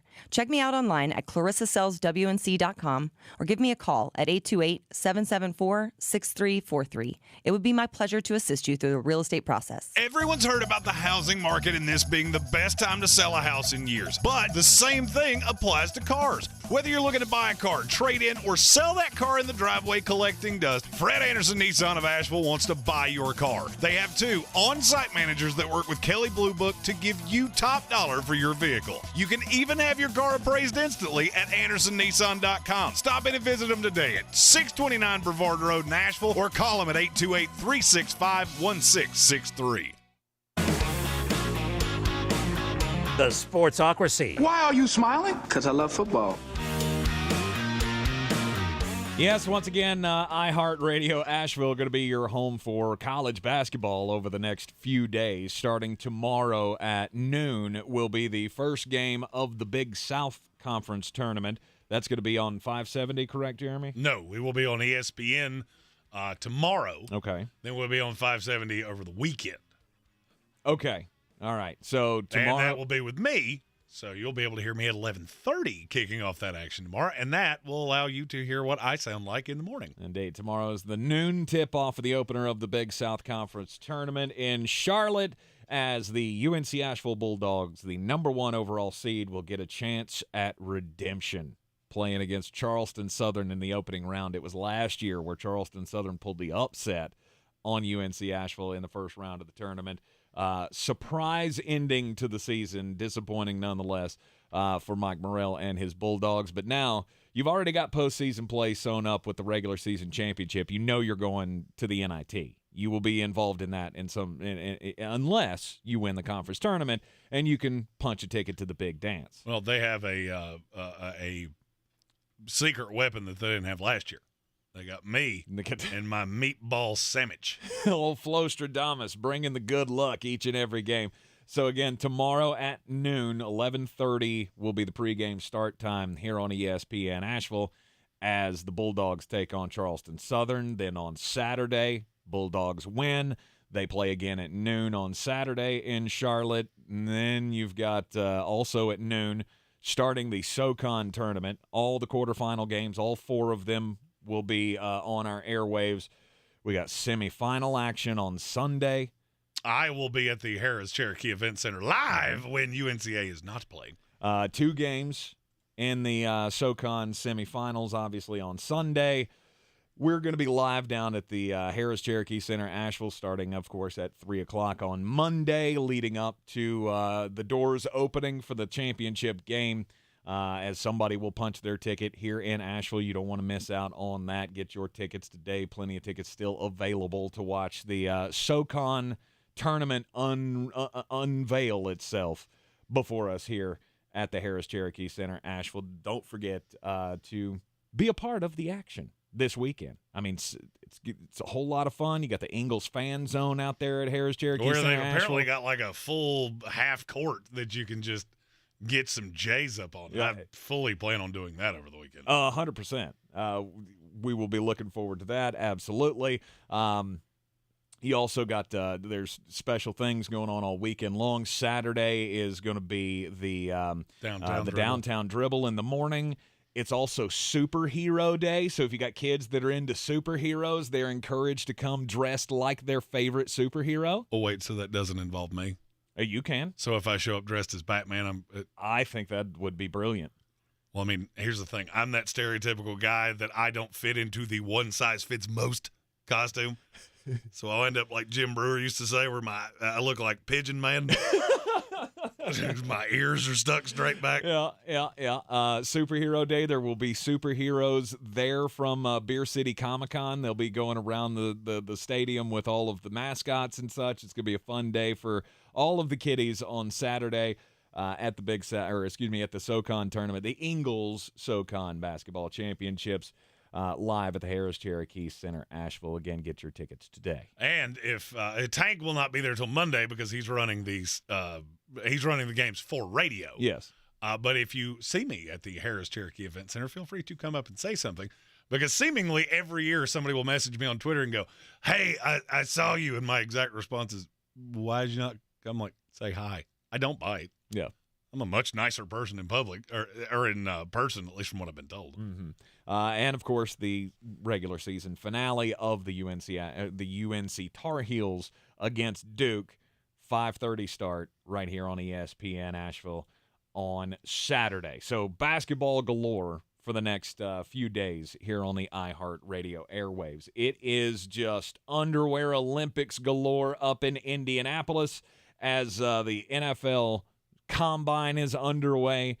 And Jeremy, do we have our first winner of the Combine so far? Jalen Redmond, the defensive tackle out of Oklahoma. He is tops in just about everything right now. He ran just a hair slower, actually 0.2 of a second slower than Kalijah Cansey. No, it's tenths. 4.6 to 4.8. That's tenths. Kalijah Cansey ran a 4.75. 4.73. Sorry. Oh, well, the screen I'm looking at has updated to 4.67. No. So that might have been his second attempt? Second attempt was 4.73. Okay. Anyway, the NFL website currently says that he ran a 4.67. Jalen Redmond ran a 4.81. Jalen Redmond tops in the vertical for defensive tackles at a 34.5-inch vertical. He got a 9.8 broad jump which is tops in the class. I mean, this kid's top 3 in everything. So is he your early winner? He would be the early for the defensive tackles. Yes. Yeah, I mean he's a little on the light side. I think he probably fits as a 3-4 defensive end in the NFL. Mm-hmm. He's one of those guys that you got to be careful. All right, you saw this last year with Perry and Winfrey. Now Perry and Winfrey is smaller than him. You put a guy like this in the middle of a 4-3 and they just run down his throat. Now, you looked at me funny when I said, 290 is a little light for a defensive tackle. Yeah, he's 6'2", 291. I mean, that's not little. That's a little light. Look at him standing next to Siaki Ika and tell me, oh, yeah. Who, by the way, I think Siaki Ika was wearing your Taylor Swift shirt for his workout. He was wearing a shirt that came to about his first rib. Can I just say, that's not a good look on anybody our size. Ever. I don't care who you are. Mm-hmm. Stop that. No.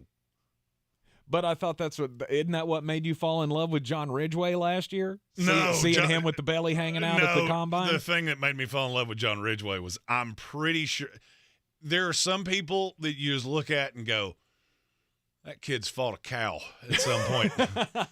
And he's one of those. Right. John Ridgway is one of those people you do not want to see in a dark alley. Right, so that's a mean dude. The defensive tackles are wrapping up all their on-field drills. I don't see any numbers registered for the bench press yet, so they may still have that left to go.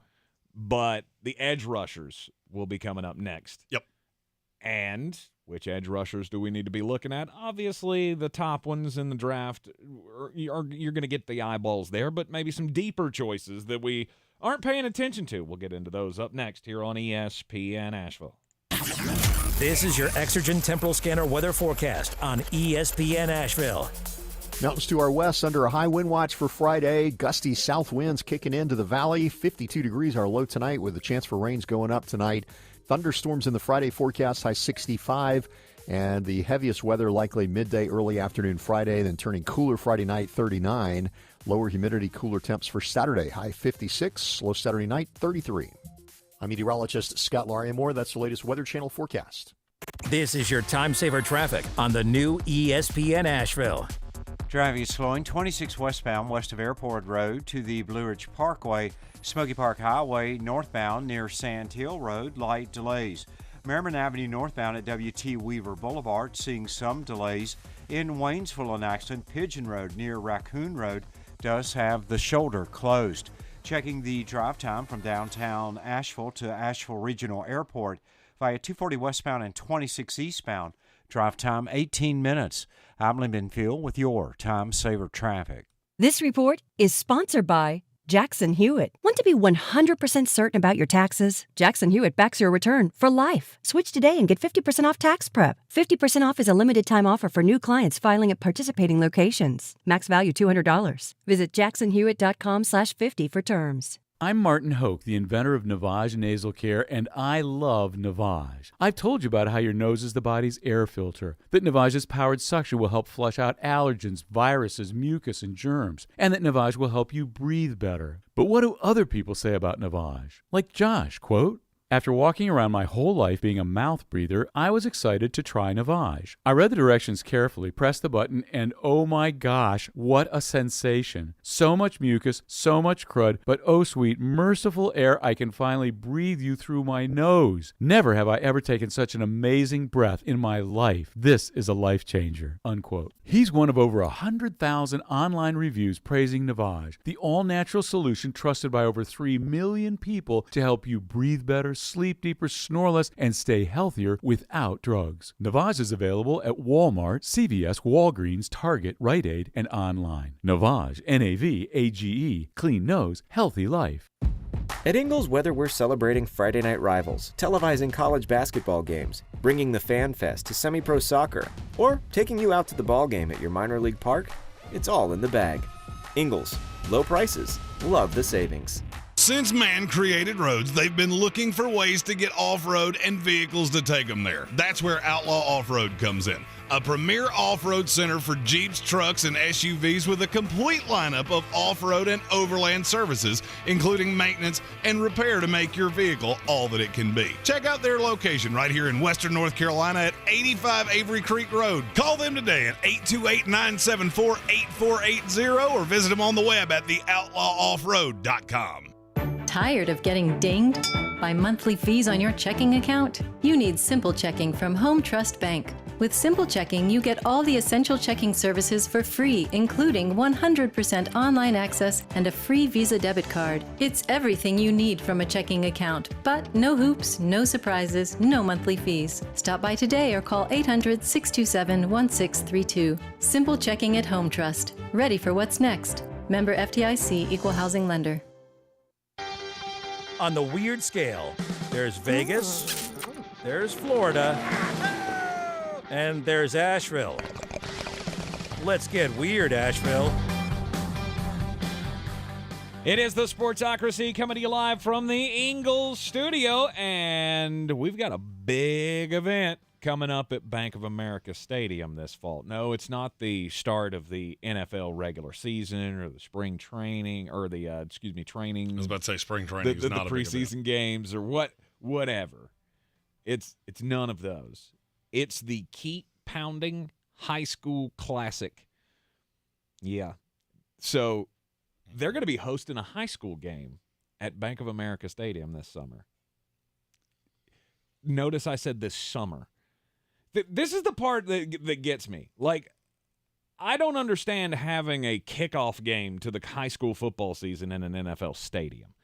I mean, we know from following high school football, around the country, you have a lot of, like, state championship games that are held at major stadiums like this.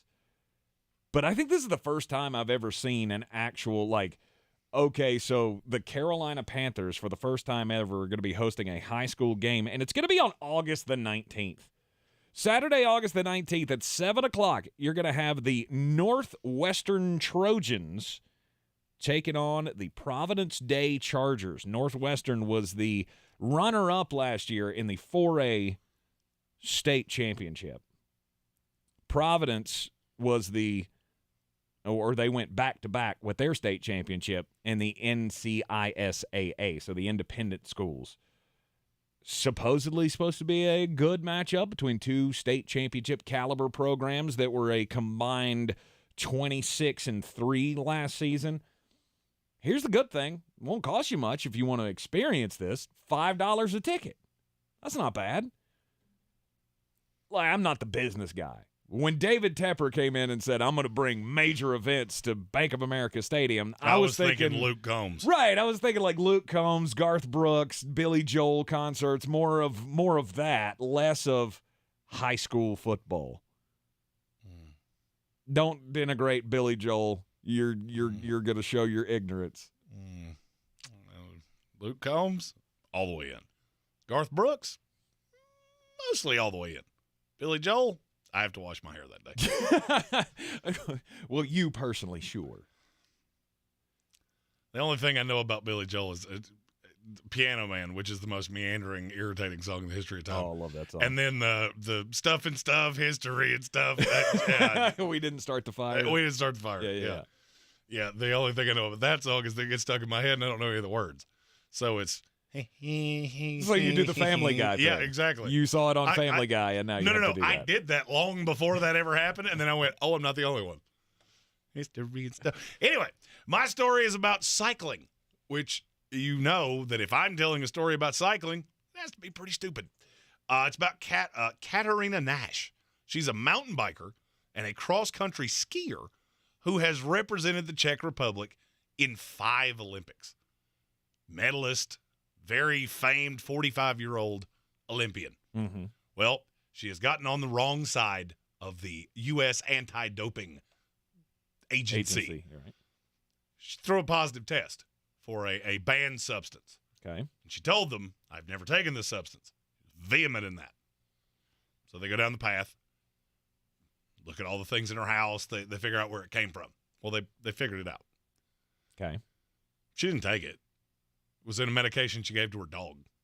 And apparently, her dog doesn't like medicine, like many dogs. Mm-hmm. So it wound up on her hands. And apparently, because she didn't immediately wash her hands, it seeped into her skin, which threw a positive test. Now, one would think that once we figure this out, what should happen with that positive test? Oh, you throw it out. It's what you think. Yeah. But that's not what's happening. Throw it out and retest. So that's not what's happening. So they have not given her the 4-year doping sanction, which is that's where they were headed, where she wouldn't be able to compete for 4 years.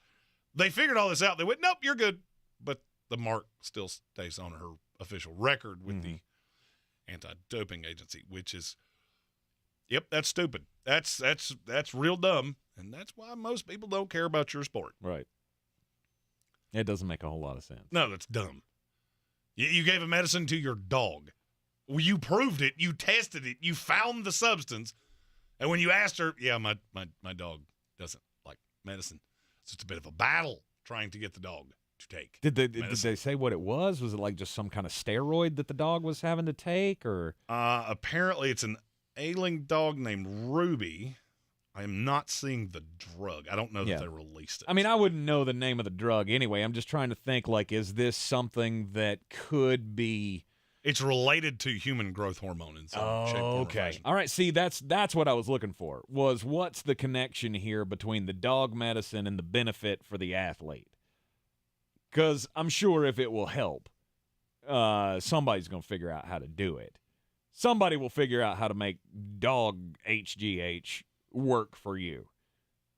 Players constantly finding ways to get around the rules since sports began.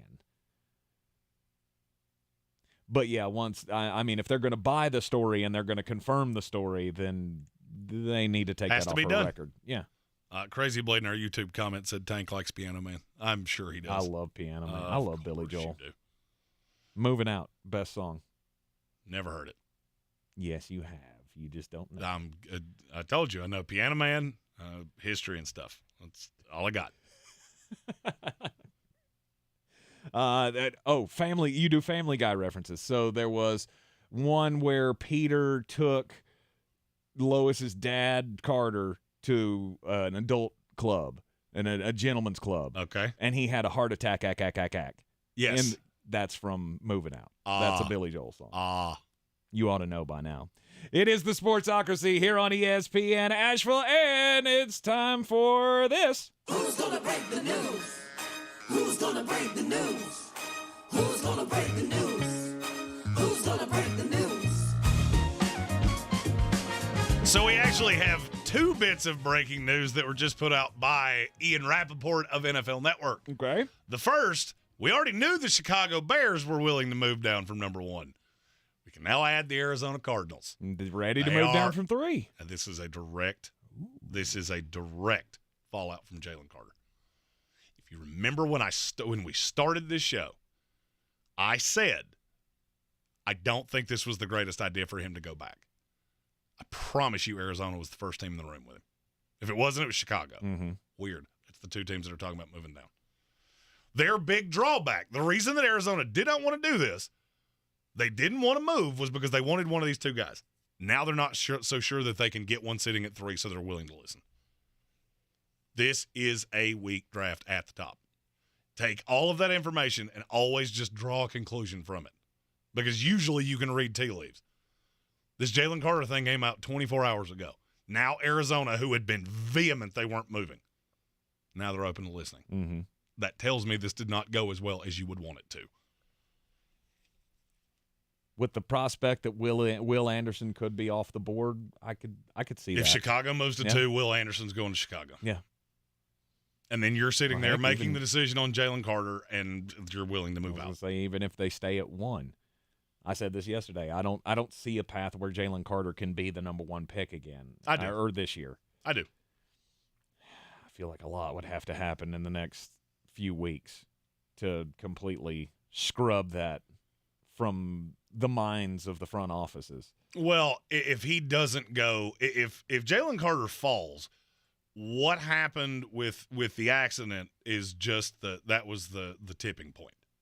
There were already questions about his personality. There were questions about his maturity level.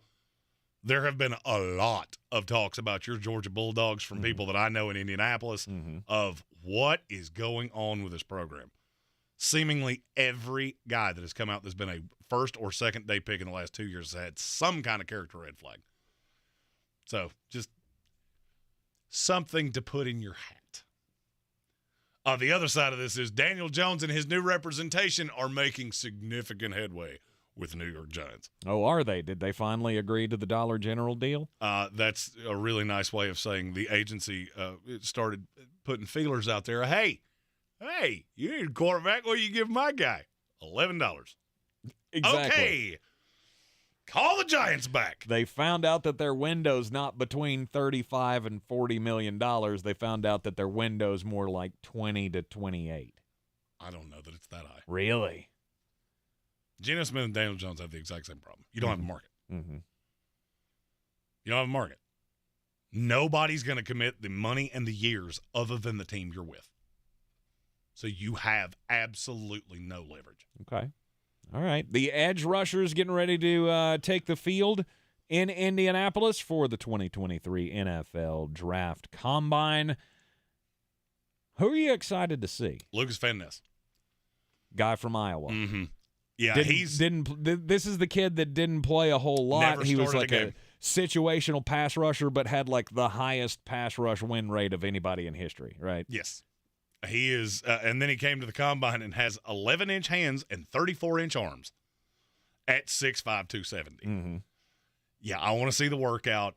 What he can do in the positional drills will go a long way. Because you got to understand, there's not the depth of tape on this guy where I see the high side. I haven't seen enough of you to see the warts. And that can work one of two ways.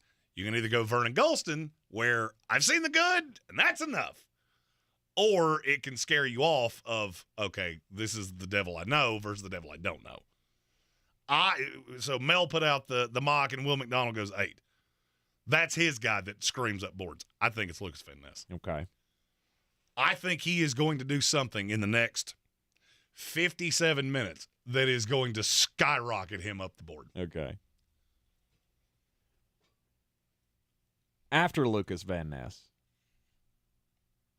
who's on your radar? Is it Isaiah Foskey? Isaiah Foskey. He's a guy that I don't have the same beat on him that other people do.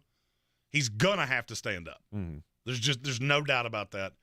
I am curious if when I get a player like this that I know is going to be situational to a point, I need to see the high level athleticism.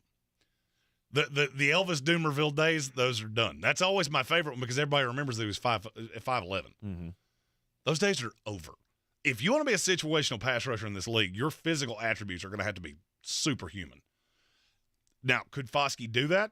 Yeah, he could. Do I have a great read that that's how this is going to go? No. Curious to see how Andre Carter, who we talked about earlier, Nolan Smith, that's a name I'm just going to keep coming back to. Because and look, I was down on him after the injury, and then I heard him talk at the Combine yesterday, and that got me to go back and look at the film, and now I'm, okay, why was I so down on him again? Like, I know there was a reason, but I don't know what it was. I haven't been able to figure that out. Didn't have the highest level production. It took him forever to get on the field. I mean, trust me, I still have the notes, so I know what it was. Mm-hmm. But now I'm going back looking at the tape, and that's really what the Combine's good for, by the way. Oh, look how good he runs in shorts. Yeah, so did Vernon Gholston. How'd that work out? Right. So did Don Terry Poe. Okay. Went to the league, couldn't play dead in a Western. Sorry, Carolina. But that's what this does. And friends of mine in this community, that's what we talk about is you see a guy at the Combine and you're like, wait a minute, something's this math ain't mathing. Mm-hmm. And you go back and look at a guy, you take that extra look, and now all of a sudden, I have missed a thing.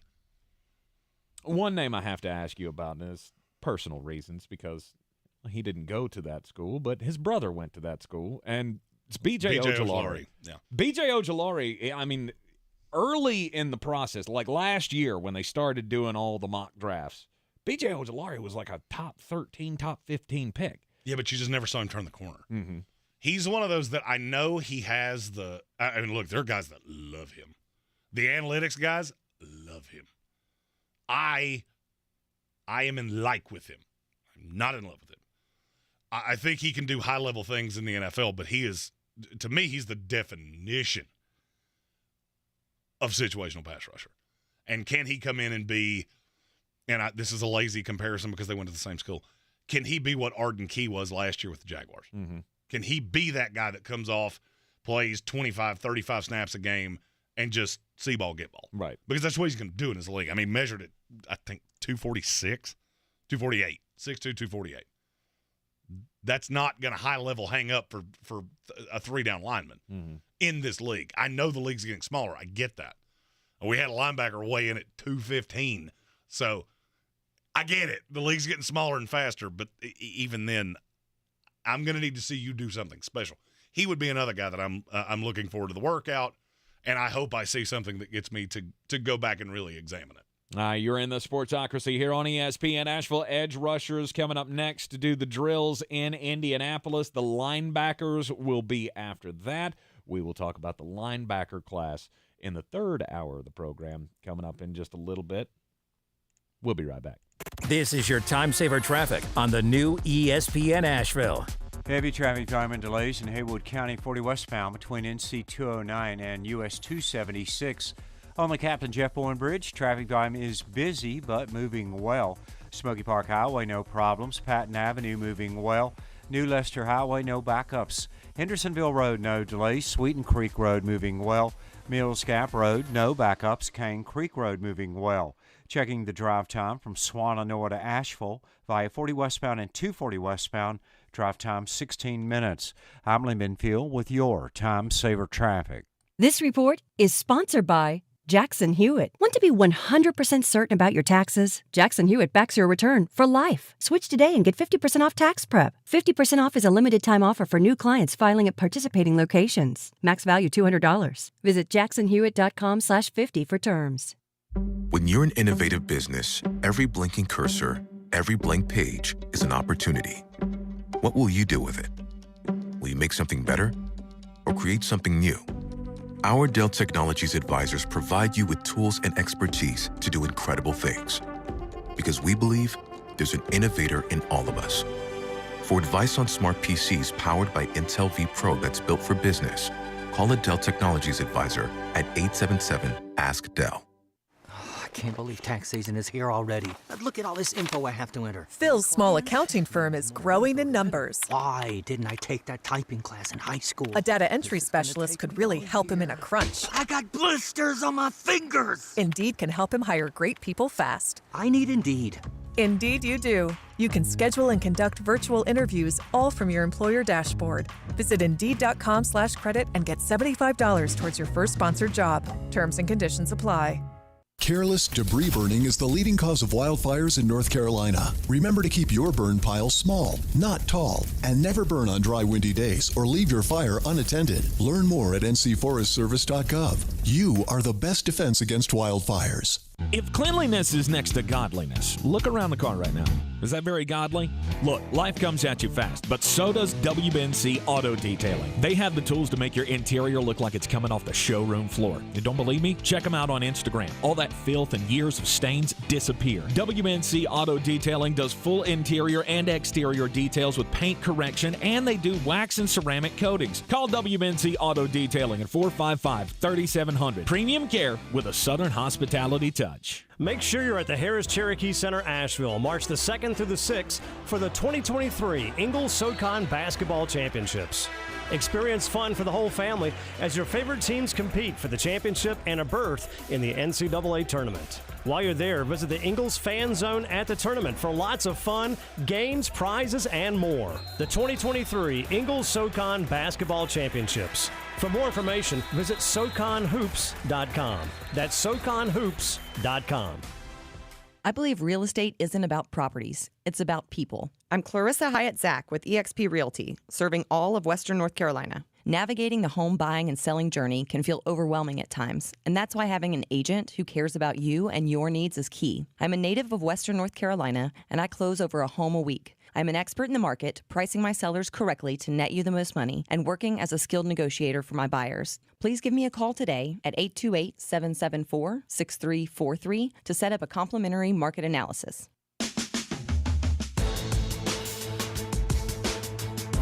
The Sportsocracy. Hello, everybody. This is good old JR Jim Ross, WWE Hall of Famer. Boy, these boys are smart. You talk about goofier than a pet coon. Let me tell you something. This show is a legitimate slobber knocker. Now, when I arrived at the Ingles Studio this afternoon, I was immediately met at the door with a quiz from Flostradamus. Now, I can always tell that this is usually going to go down a path that I don't expect when he throws out a question to me. So we had another franchise tag used today, and it was a team in the AFC.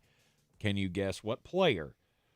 I could not. I went through about 5 guys, and then when he told me that it was the Jacksonville Jaguars using the franchise tag, I still couldn't figure it out. And then he told me, Evan Ingram. Going to get the franchise tag from the Jacksonville Jaguars. Will put him at $11.345 million on this upcoming NFL season. He had a career year last year with Trevor Lawrence. And greatest year for a tight end in Jacksonville Jaguars history. He didn't really have a lot of competition. Beating out New York Jets legend, dairy bust Kyle Brady. 73 catches for over, 770 yards, 766, actually, just under 770 yards last year. Look, I've heard a lot of talk that there's not going to be a ton of franchise tags. That's not what I keep hearing. Mm-hmm. When I talk to people that are in the know here, you're not letting good players get to free agency because there is a ton of money out there to spend. And there's not a lot of people out there to spend it on. Right. So if you let a guy get to free agency, don't be shocked when you don't get him back. I've heard that with Cincinnati with Jesse Bates. Well, his play was not as great this year. Yeah, okay. He's still a top 10 safety in this league. Mm-hmm. Absolutely. And if you let him hit the open market, he will end up with Washington Commanders for a number that is going to blow your mind. So I get it. I knew that you wouldn't get to Evan Ingram, but the more I thought about it, the more I went, yeah, I get it. I mean, I feel like that's a little much to pay for Evan Ingram, but there again, and I wasn't. But it's for a year, right? I wasn't wrong about the franchise tag used last year on Mike Gesicki by the Miami Dolphins because that didn't work out well. But that was a poor scheme fit with a new coach, right? I'm not saying that you could just chalk up, using the franchise tag on a tight end after that was, that proves that you shouldn't do it. That's not what I'm saying. It just feels like a little much. And did Evan Ingram do enough this past year to change the narrative on him when he came out of New York? He did enough to make you think he could be a piece moving forward, so use the franchise tag on him. Now, there is a converse of this. Mm-hmm. Jacksonville had 2 high-end free agents. Evan Ingram, Jawan Taylor. Yes. They knew one of these guys is hitting the market. Whoever gets there is going to get an offer that we can't match. They made a decision. We're okay losing Jawan Taylor. Got Cam Robinson coming back. Got Walker Little that can play on the right. And they have one of the strangest offensive lines I think I've ever seen in my life. Number 1 highest graded pass blocking unit in the league. Dead last run blocking unit in the league. And it ain't close. And that's just, I actually like this for Jacksonville. I think that's who they should have brought back. Let Jawan Taylor hit the market. Let somebody overpay him. And I promise you they're going to. Well, when you saw Trevor Lawrence take a turn for the better this year, you knew you had to keep his weapons around him. So Evan Ingram now comes back. You still got Christian Kirk, still got Zay Jones, and you're adding Calvin Ridley next year. It's a pretty good start for the Jacksonville Jaguars. You are in the Sportsocracy here on ESPN Asheville. SportsCenter update coming up next. This is your Exergen Temporal Scanner weather forecast on ESPN Asheville. Mountains to our west under a high wind watch for Friday. Gusty south winds kicking into the valley. 52 degrees our low tonight with a chance for rains going up tonight. Thunderstorms in the Friday forecast, high 65. And the heaviest weather likely midday, early afternoon Friday, then turning cooler Friday night, 39. Lower humidity, cooler temps for Saturday, high 56. Low Saturday night, 33. I'm meteorologist Scott Larimore. That's the latest Weather Channel forecast. This is your time saver traffic on the new ESPN Asheville. Heavy traffic time and delays in Haywood County 40 westbound between NC 209 and US 276. On the Captain Jeff Bowen Bridge, traffic volume is busy but moving well. Smoky Park Highway, no problems. Patton Avenue moving well. New Leicester Highway, no backups. Hendersonville Road, no delays. Sweeten Creek Road moving well.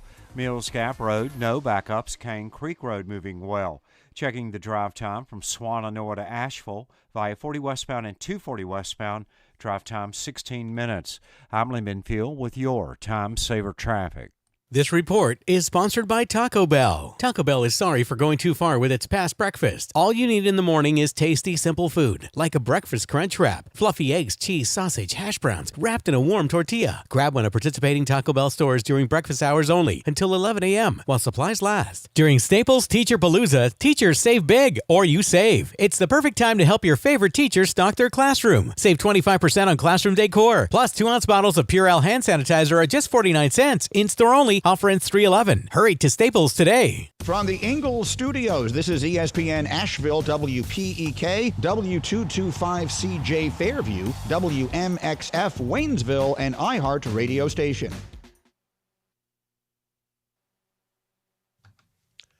This is SportsCenter. I'm Kevin Winter here. He comes after saving par on 15 in round 1 of the Arnold Palmer Invitational at Bay Hill. Jon Rahm just eagled the 16th hole. And Jon Rahm, who's been on absolute fire lately, has now vaulted to a tie atop the leaderboard in round 1. Working on a 5-under day.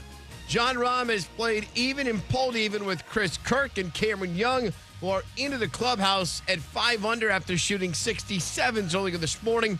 Rahm is playing 17 with 18 still to go. Featured group, which, by the way, is Rahm's group, and feature hole coverage is available on ESPN+. Your leaderboard, Kirk, Young, and Rahm all at 5-under par. There's a group of golfers that is at 4-under. That group does include Scottie Scheffler and Jordan Spieth. The Lakers saying today that LeBron James and his foot injury are going to be reevaluated in 3 weeks.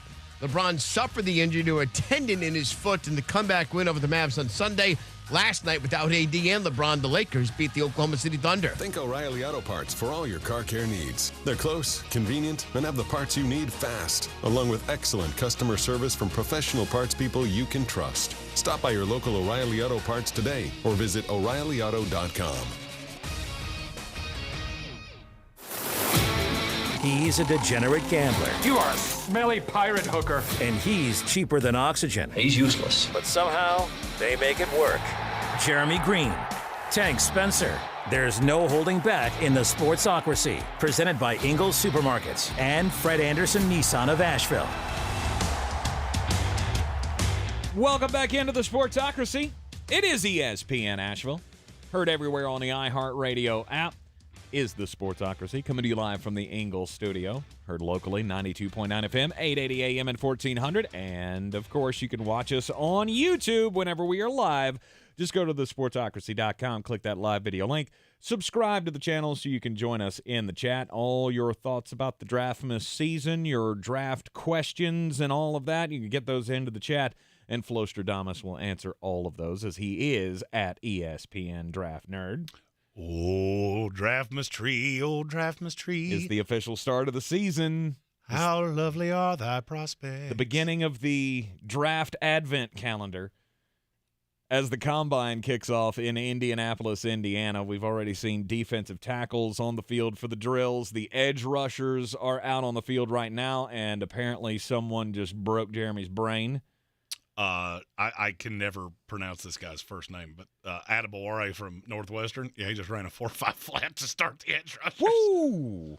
Yeah, we're off to a doozy of a start. I knew he was moving. It's like quick and fast had a baby named Speedy. Let's go. I'm not gonna lie. The 40 at the combine is one of those things. It's like Nancy Reagan used to say about pornography. I can't tell you what it is, but but I know what it is when I see it. Mm-hmm. I can't tell you how fast a guy is running, but I can tell you when he's running really fast for how big he is. So the edge rushers are on the field. We will look ahead at the linebackers that are going to take the field later on this evening in Indianapolis for their drills. We'll keep you up to date on the edge rushers and what they're doing, as well as look ahead at the linebackers class with Jeremy coming up later on in the program. We've got a lot to do in this hour, so no daily draft today, because we've got team-by-team off-season previews that we have to get in today to stay on schedule here. I'm not sure what we're staying on schedule for, but we're doing two-a-days, so we got to continue. Well, we're trying to get through them all by the time free agency starts on the 13th. Miami Dolphins, that's our next team up here. They show up at number 21 in the draft order. They had to forfeit their pick. You did a boo-boo, you did a crimes, and you had that first-round pick taken away from you for flirting with Sean Payton and flirting with Tom Brady. Right. So the Miami Dolphins, with this offseason looming here, you obviously have the questions at quarterback with Tua Tagovailoa. What's his health going to be like? They're not going to make a move here. They're going to bring in a good backup. Yeah, the things coming out of Miami are really weird with Tua. Because it's so non-committal. They don't know what's going on with his health. Mm-hmm. They want him to be the quarterback for a long time. But you can't count on his health at this point. I mean, concussions are the one thing the NFL doesn't want to mess with. And I get that the team staff is, they got to be vigilant. They've already taken the heat for Tua getting the back-to-back concussions early in the season, and then he had another one. Like, you got to protect yourself somehow, some way. So do they go after? Who do they go after? Who could be the backup quarterback that they could bring in? I mean, you could go Carson Wentz. To me, you have to spend a ridiculous amount of money on backup quarterback. Mm-hmm. That's what derailed you last year. Because the minute Tua went down, it was just obvious this team was different. Right. We got to settle. Look, I've said this about Miami. I'm going to continue saying it. I think you might be in the worst position you can possibly be in, and you might be in the worst position in the NFL. Your team is expensive. You are capped out on what you can do because you have no money. Mm-hmm. You have no draft capital. And where exactly does this team fit? I'm not sure they're not the worst team in their own division going into next year. I mean, they could be. I don't foresee that. I think New England's going to take that spot. I would say it's a 40% likelihood that Miami's the worst team in this division next year. And that's not a bad percentage. Because I cannot count on Tua. Mm-hmm. If you told me he played 17 games, okay, then I'm too high on that. Right. But what do you do? All right, you're going to kick in the fifth-year option. I don't think that's ever been more of a given than it is with Tua. Mm-hmm. Because that's the only thing that's going to protect you. You cannot give him the long-term deal right now. Right, and when he was healthy last year, he was pretty good. He was good. Your receiving core you've invested a lot in your receiving core. Mm-hmm. Would you like to hear the list of running backs that they have under contract for next year? Yes. Would you like to hear it again? None of them? They don't have one. Really? They don't even have Salvon Ahmed? Nope. Not one running back is actively under contract for this team going into next year. Okay. So you're going to have to figure out something there. I don't think this defense is very good. I mean, yes, they're very good at beating bad teams. But I just feel like Miami is one of those. I feel like they have been put in a round room and told to sit in the corner. Well, but there's not a corner. You figure it out. Mm-hmm. You figure it out. But because there's just not a solution. You cannot move off Tua because what if you do and he goes somewhere else and is successful, everybody in the building is LMNO fired. Yes. If you stick with him and he gets concussed week 1 of next year, your season's over before the first 60 minutes elapse. Mm-hmm. Because what are you going to do? I mean, you asked me who's the backup quarterback. Carson Wentz is probably the best case scenario.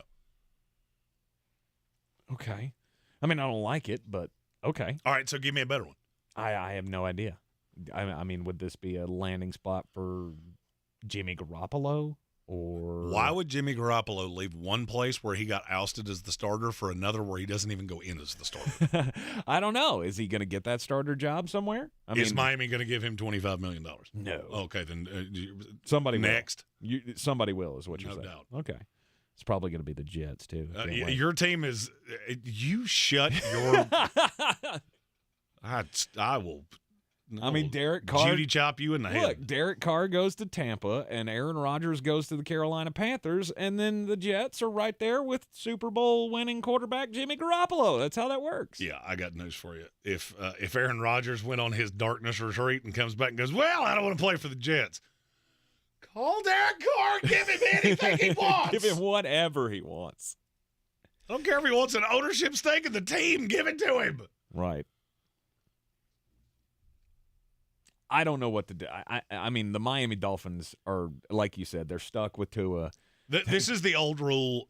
This Colin Cowherd rule. Mm-hmm. If it takes me more than a sentence to explain you, then you're probably not very good. Right. And Miami is in that boat. What do they do well? I mean, they pass the ball really well. If they have a quarterback. If they have a quarterback. See, anything that has this many commas is not a strength. Mm-hmm. All right, I'll give you an example. The Baltimore Ravens. Hey, they run the ball really well. End of message, repeat the line. Yep. No J.K. Dobbins. Yeah, still do it fine. Mm-hmm. No Lamar Jackson. Yeah, still do it fine. Mm-hmm. Miami is, okay, we are hinging our entire franchise on the health of possibly the most injury-prone quarterback in the NFL. But it's concussion. I get it. Facts don't care about your feelings. Right. All right? It's not a kid that had 3 concussions in 1 year. Right. You got to go get another starter, or not another starter. You got to go get another quarterback who could be the starter, because it's not Skylar Thompson. It's not, but then you run into but who is it? It's like when children get angry at things. Okay, I understand that you're angry, but what is your solution? Well, I don't have one. Then stop being angry. Are we going to gear it back up for Jacoby Brissett again? I mean, we've already seen that. And that wasn't even in this system. So now he's going to have to come through and learn the system. And how much better is he, honestly, than Teddy Bridgewater? Not much. There you go. I was going to say if any, I think he is a little better. And every team in your division is, one team in your division is markedly better than they were a year ago. Another has money and Bill, and the other is the Buffalo Bills. Mm-hmm. Oh, and I forgot to mention, you're in the best conference in the history of this sport. You chose a bad time to go all in. Mm-hmm. And look, I take absolutely no joy in being right. Yeah, right. Sorry, I was looking around for lightning. Right, where's the lightning bolt's going to strike down? There's big lightning towers out in the field out there, so I felt pretty safe saying that. I tried to tell you this when they went after Tyreek Hill. Mm-hmm. All right, so you give $30 million to a receiver. Great. You throw the ball tremendously. You got absolutely annihilated in draft pick compensation. So now you don't have any picks. Mm-hmm. You add that into losing the pick. All right, so now how am I going to make this team better? Did you ever at any point look at the Miami Dolphins last year and go, they're a threat to win the AFC? No. Is there any shot of them being better next year than they were last year? No. That's the definition of NFL purgatory. And you did it to yourself because you tried to jump out of line. You were developing nicely, and then you just give up just a litany of picks for a middle-aged wide receiver who's going to age like a dairy product. Mm-hmm. Awesome. I mean, I'm sure you're really going to enjoy 9-8 and 10-7. Those will be let the good times roll. You're going to age like a dairy product too. Mm-hmm. Now you've got a quarterback that absolutely threw a wrench into your little plan. You've got a coach that I'm not 100% sure that you're totally invested in. There were still rumors that they were flirting with Sean Payton in the offseason. Mm-hmm. As you would. Not if you were sold on this coach. There's the stark difference between Mike McDaniel and Sean Payton. Okay, let me make an analogy because that's what I do. All right, you're in a new relationship and things are going really, really well. And you're on Facebook Messenger at 1:00 a.m. with the you up. Mm-hmm. That tell me that you feel really good about the relationship you're in? No, not necessarily. But so that's exactly what you just did. Well, let me use the analogy as well. You've got a list in your pocket, don't you? Don't you carry a list in your wallet like Ross from Friends? Of if we just so happen to run into these people at some point, they're fair game. Yeah, but you're not leaving your spouse for them. That's not how that list works. I mean, if you're looking, you've already left. That's exactly right. You're actually making my point for me. And that's it's the entire Miami Dolphins organization to me is good, not great. They do nothing. They are great at nothing. Mm-hmm. And I'm just not sure how that's going to get any better. Yeah. I mean, you go into the draft, you got a couple second-day picks, or you've got a second-day pick. No, I think they have a couple. I don't have the draft order up.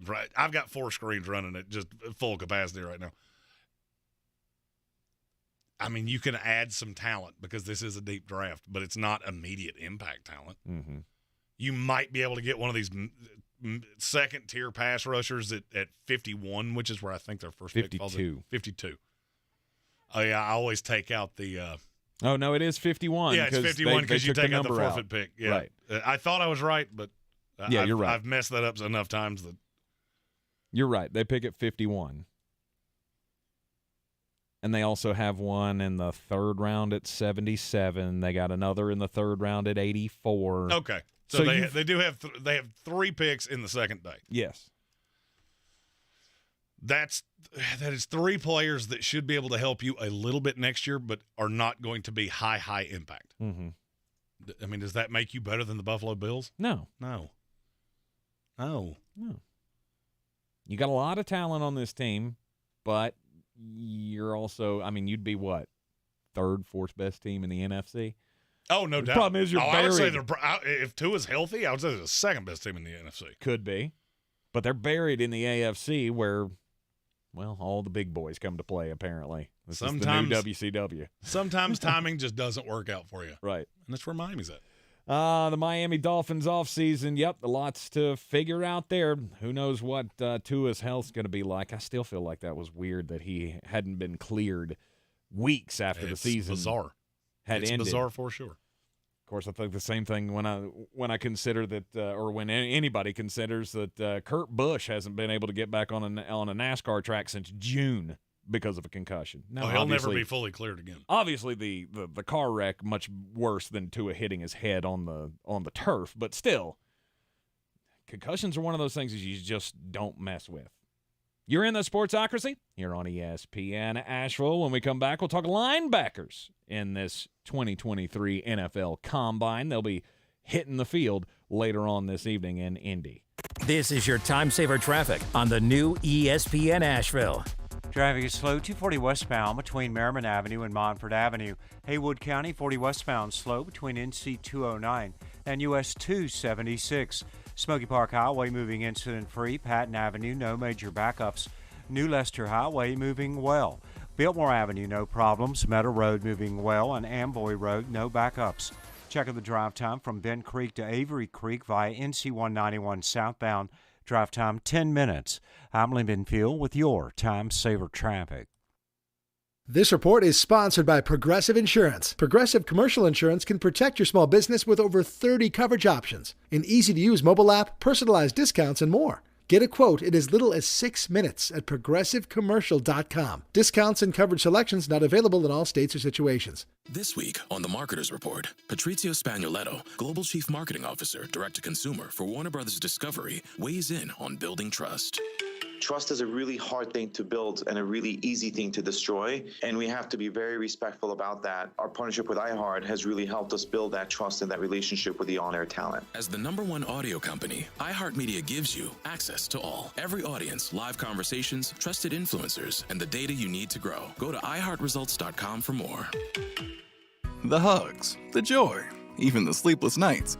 Whatever you get from parenthood, you always want to give your children everything. And the UNest app makes it easy to save for their future. The UNest app puts smart investing tools right in the palm of your hand. Plus, you'll grow your YouNest account with every purchase you make from over 150 top brands like Disney Plus and DoorDash. Start building your child's financial future. Download the YouNest app from the App Store or Google Play. See terms and conditions at unest.co. That's UNEST.co. Did you know that Ingles sells more organics than any other grocery store? Or that they run their own dairy? Or that they only serve USDA Choice and Prime meat? Or that they donate 3,956 meals a day to local food banks? Well, now you do. It's all in the bag.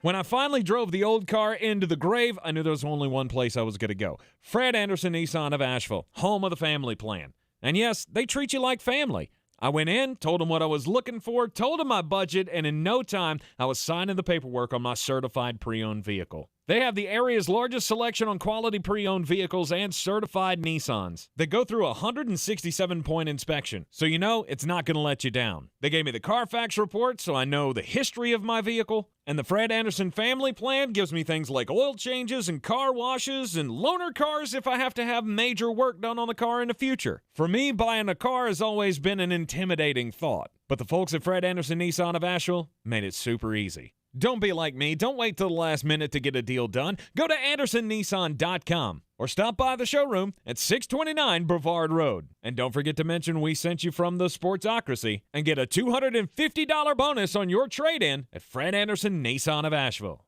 Tired of getting dinged by monthly fees on your checking account? You need Simple Checking from Home Trust Bank. With Simple Checking, you get all the essential checking services for free, including 100% online access and a free Visa debit card. It's everything you need from a checking account, but no hoops, no surprises, no monthly fees. Stop by today or call 800-627-1632. Simple Checking at Home Trust. Ready for what's next. Member FDIC, Equal Housing Lender. The Sportsocracy. Pull up your pants, take off the bra, and be a man! You know, that's just the way that the world works. Is once the dogs are on top, you can't keep them off of the top. Yeah, Nolan Smith is real fast. Yeah, he is. Nolan Smith now has the fastest 40-time run today at the Combine in Indianapolis. The linebacker from Georgia coming off the injury ran a 4.4440. That's real fast. 6'2", 238 pounds. Now, he's also the lightest guy in this group. But that's still really fast. Jeremy, you had a guess on his 10-yard split.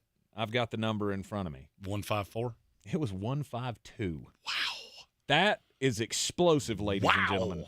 The first 10 yards in 1.5 seconds. That's almost flat. Yeah, let me just go ahead and say Nolan Smith could pack it in for the rest of the weekend, and he's still a first-round pick. By the way, we talk about these combine monsters all the time. So he ran the 4.4440. He also had a 41.5-inch vertical. That's not bad. And a 10.8 broad jump. Is the record not 10.9? It's something like that. It's Byron Jones, I remember, set the world record in the broad jump at the Combine. I mean, 10.8 is insane. And I think it was somewhere in that neighborhood. 12.3. Oh, well, yeah. Maybe it's not. Like, okay. No, all right, it's higher than that. All right. My bad. I was just trying to remember back what that was. Okay, so it was way beyond that. All right, so not as good as a 12.3 or whatever you just said. 10.8 for an edge rusher that's formidable. That's incredible. Nolan Smith, to me, he is like the perfect package of what I want. You know, athletic freak. He's a great leader. He's engaged with his teammates. He inspires his teammates. I had been seeing him fall down the boards, and I couldn't grasp it, but of course I can't be the guy to judge this because I'm a Georgia fan. Of course I'm going to think my guys need to be up at the top. Well, the thought on Nolan Smith was the injury. You had the injury, you had a lack of production, it took you forever to get on the field, and there just wasn't enough of it. And that's what pushed him down. Now he has basically said, yeah, but there's an athletic, absolute ninth wonder of the world, which will put him back in. He's now firmly a first-round pick. Mm-hmm. And I know a lot of people say, "Well, that's an overreaction to a combine run." No, it's not. Watch the tape. Not in this draft. It's not.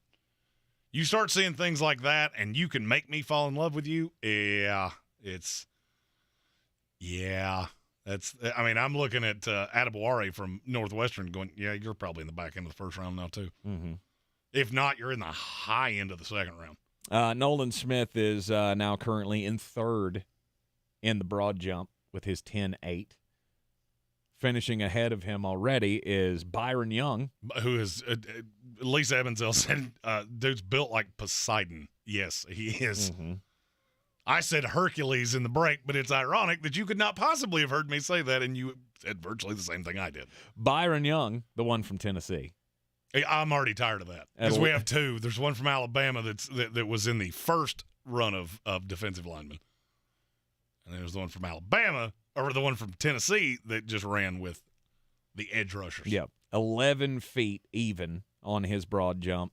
He's tied for first place right now with Will McDonald IV, who did a 11-foot broad jump. What did he – oh, he's not running. Is he not running? I don't think he's running. I don't see a number for him. I could be wrong, but I don't think he's running. Byron Young, by the way, has run his 40, and he was a 4.51. Yes. Paul Richardson asked Foskey ran a 4.64. Y'all still in love with him? I don't know whoever said they were in love with him, but it certainly was not me. No. Jeremy's I've been further down on him than anybody. I was going to say, you've been one of his biggest detractors that I've seen. I just don't see it. I mean, the Senior Bowl, yeah, he got tossed around. That's not the only time he got tossed around. So, I mean, I've never been wild about him, and frankly, I watched his – I've watched everything he's done, and it's basically been – I feel the same way about him now that I did before. Mm-hmm. You're average at virtually everything you do. And, yes, there is some good tape with you, but if you cherry-pick the 5 best plays out of somebody's career, I can make anybody look like a future Hall of Famer. Oh, sorry, Paul. He wasn't talking about me. My bad. It's you. I'm used to people telling me to, like, play in traffic and jump out of an airplane without a parachute. Right.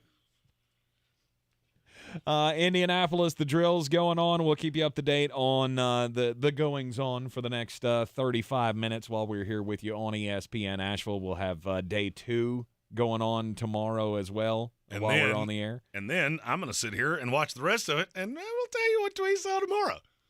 Because Jeremy got his lovely soon-to-be wife a massage for tonight. It's got my day. Nice. Let's go. At ESPN Draft Nerd on Twitter. You can fire all your questions at him. Just doesn't matter what time of night or what. He's going to be awake, especially during the Combine. He will be tweeting back and forth with you about the goings-on in Indianapolis. Oh, from now until the first week of May. My active now on Facebook, yeah, that'll be there for it'll never really stop. Talked about the defensive tackles to watch, the edge rushers to watch. Now the linebackers are going to take the field later on this evening. Who is at the top of your linebacker must-watch list for how they perform at the Combine? I really want to see Drew Sanders. I feel like people are – I'm not going to say they're falling in a trap, but he transfers from Alabama to Arkansas, bursts on the scene because he's the best player on that defense. It's him and Bumper Poole. It's basically the two high-level players on that defense. Mm-hmm. And now all of a sudden he's better than Trenton Simpson? I don't know why I'm struggling to believe that, but I am. I like him. He's very tall for a true linebacker. He's 6'5". Mm-hmm. And I'm not sure that he can play it on the edge. I kind of think he's a 3-4 outside linebacker or a 4-3 off ball. I'm curious to see how fast he runs. I've got him pegged at the high 4.5s. If he's faster than that, then I need to investigate. Trenton Simpson's going to, because he's going to run real fast. Mm-hmm. Real fast. And that will put the top of this class into more question. Then you get a guy like Deion Henley, who I'm just the more time goes on, the more I just absolutely fall in love with him, and I don't care if he's little. Oh, he's 220 pounds. I don't care. I don't care if he's $195. Watch the tape. This kid is incredibly athletic. Curious to see what Jack Campbell does, DeMarvion Overshown. and I'm this might just be me. Mm-hmm. Do you ever look at something that nobody else appreciates to the level that you do, and but it's mine. I love it. Like a TV show. You see a TV show and nobody else watches it. It's just you, and you're like, this is the greatest thing ever. This is how I feel about the linebackers in this class. Okay. Because I feel like I'm the only one talking about how good this class is. Mm-hmm. Everybody's, well, there's not a first-round linebacker. And at this point, off-ball linebackers right behind running back in terms of positional value. Right. But you don't have the Bijan Robinson of this class, do you? That's not Drew Sanders. It was thought that Trenton Simpson could be that guy at one point. Noah Sewell was in that discussion as well earlier in his Oregon career. Taylor Gresham in our YouTube chat said Sanders has better film than Simpson. I don't disagree with that on the high side. It's the depth. I've got more of Trenton Simpson than I have of Drew Sanders. Mm-hmm. And he's just more my kind of linebacker. I think I've burned out on the 3-4. We've done this for so long that now I want a 4-man front. And it could be that I'm a Jets fan and I've been watching it for 2 years, and as I'm seeing it progress, it's just easier to do this. Mm-hmm. So I love Trenton Simpson. I'm probably going to be higher on him than anybody. He also said if Campbell runs fast, he's my LB3. Mine too. There is a kid named Owen Papo, or Papa, I don't remember exactly how it's pronounced, from Auburn. Might run the fastest linebacker time ever. Wouldn't shock me at all. I'm talking sub 4.3. Wow. Wouldn't shock me in the least. Henry To'o. He's getting more popular. He and Noah Sewell were like ships passing in the night. To'o was a late day 2, and now all of a sudden I'm seeing him in the back of the first round going, what did I miss? Mm-hmm. I mean, I know I drink a lot, but I don't think I missed that much. He was star linebacker at Tennessee first, transferred to Alabama. He's really good. DNA Tooth Podcast asked, Beard at the start of the draft, I heard scouts saying Noah Sewell was a generational talent. Now I never hear his name. What happened? The last year tape was not as impressive. There are a lot of people that as they deep dove on him, they just realized that he had a physicality in the Pac-12 that was so abnormal that it made him look better than he was. And now you pinpoint, okay, what is it he does really well? He's not overly fast. He's not overly big. He's a little heavy for a linebacker at this point.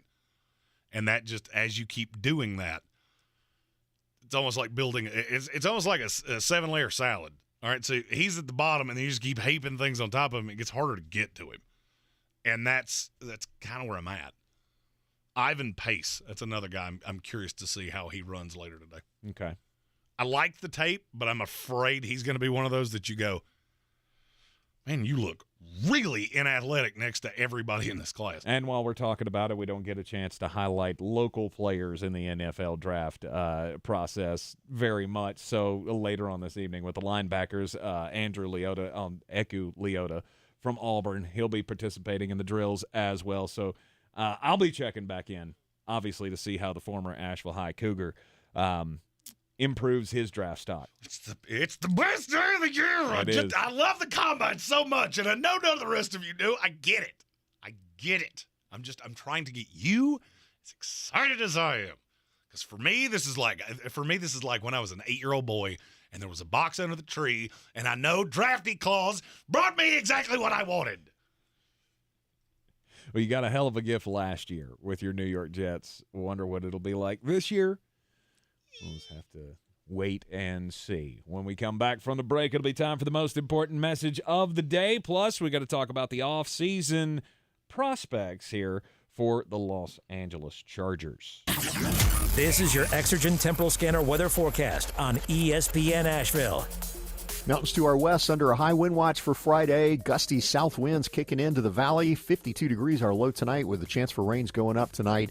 Thunderstorms in the Friday forecast, high 65. And the heaviest weather likely midday, early afternoon Friday, then turning cooler Friday night, 39. Lower humidity, cooler temps for Saturday, high 56. Low Saturday night, 33. I'm meteorologist Scott Lariamore. That's the latest Weather Channel forecast. This is your time saver traffic on the new ESPN Asheville. Traffic is slow, 240 westbound between Charlotte Street and Montford Avenue. Light delays 26 eastbound between Brevard Road and the Blue Ridge Parkway. 40 westbound in Haywood County slowing between NC 209 and US 276. Merriman Avenue northbound approaching W.T. Weaver Boulevard, some light delays. Sweeten Creek Road southbound slow between the Blue Ridge Parkway and Mills Gap Road. Checking the drive time from Biltmore Forest to Fletcher via Hendersonville Road southbound, drive time 16 minutes. I'm Lee Binfield. This report is sponsored by Progressive Insurance. Progressive Commercial Insurance can protect your small business with over 30 coverage options, an easy-to-use mobile app, personalized discounts, and more. Get a quote in as little as 6 minutes at progressivecommercial.com. Discounts and coverage selections not available in all states or situations. This week on the Marketers Report, Patrizio Spagnoletto, Global Chief Marketing Officer, Direct-to-Consumer for Warner Brothers Discovery, weighs in on building trust. Trust is a really hard thing to build and a really easy thing to destroy, and we have to be very respectful about that. Our partnership with iHeart has really helped us build that trust and that relationship with the on-air talent. As the #1 audio company, iHeartMedia gives you access to all. Every audience, live conversations, trusted influencers, and the data you need to grow. Go to iHeartResults.com for more. If cleanliness is next to godliness, look around the car right now. Is that very godly?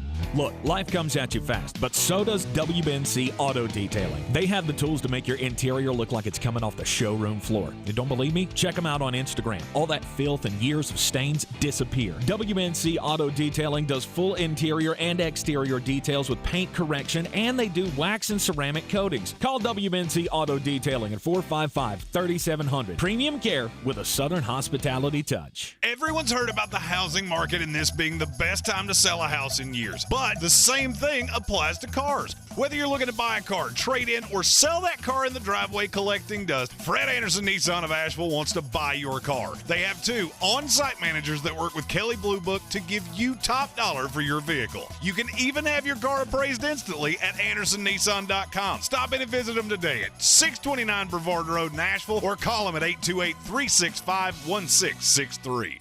Make sure you're at the Harris Cherokee Center, Asheville, March the 2nd through the 6th for the 2023 Ingles SoCon Basketball Championships.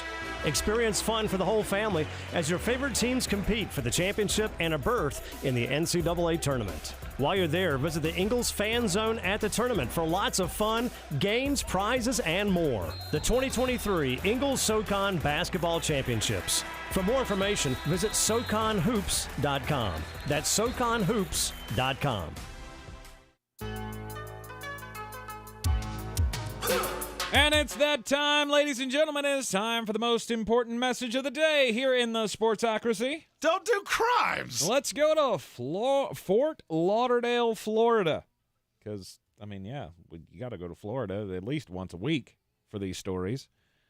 Broward County Sheriff's deputies made an arrest Tuesday at the Fort Lauderdale Hollywood International Airport.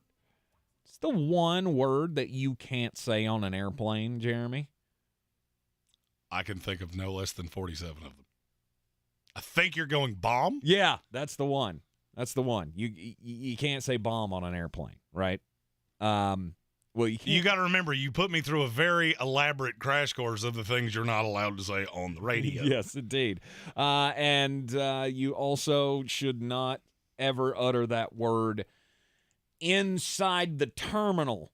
Deputies responded to Terminal 1 at the Fort Lauderdale Hollywood International Airport at around 1:05 in the afternoon on Tuesday after TSA reported a security alert from a carry-on bag belonging to Dorian Young Davis of Dayton, Florida, who just turned 26 years old on Sunday. I'm not sure why that was brought up in the story, but happy birthday to her. But she quickly, after turning 26, landed on the FAFO scale pretty high when the authorities, while patting her down at the TSA checkpoint, she said, as a joke, which, by the way, don't joke about this in the airport, especially to the authorities, she turned to one of the checkpoint people and said, the whole time, they missed a whole bomb in my bag. Well, no, you can't do that. You have FOD. And as somebody that has seen somebody forcibly removed from an airplane, That's a 27 on the foe. Yeah, she did not make it to the airplane. Again, she was just in the terminal at the TSA checkpoint, and they went, "Yeah, you're not going to be going on this flight. We're going to need you to come with us." She was arrested, and she is now charged with making a false report or bomb threat against the government or publicly owned property. I don't feel like this is too hard. There's one word. I mean, there's several words, but there's especially one word that you never say around an airplane or an airport. Have I ever told you my fun federal marshal story? Nope. I was on a plane coming back from Arizona. I have, to this day, no idea what this guy said. But unbeknownst to him, he said it right in front of an air marshal. Oh, no.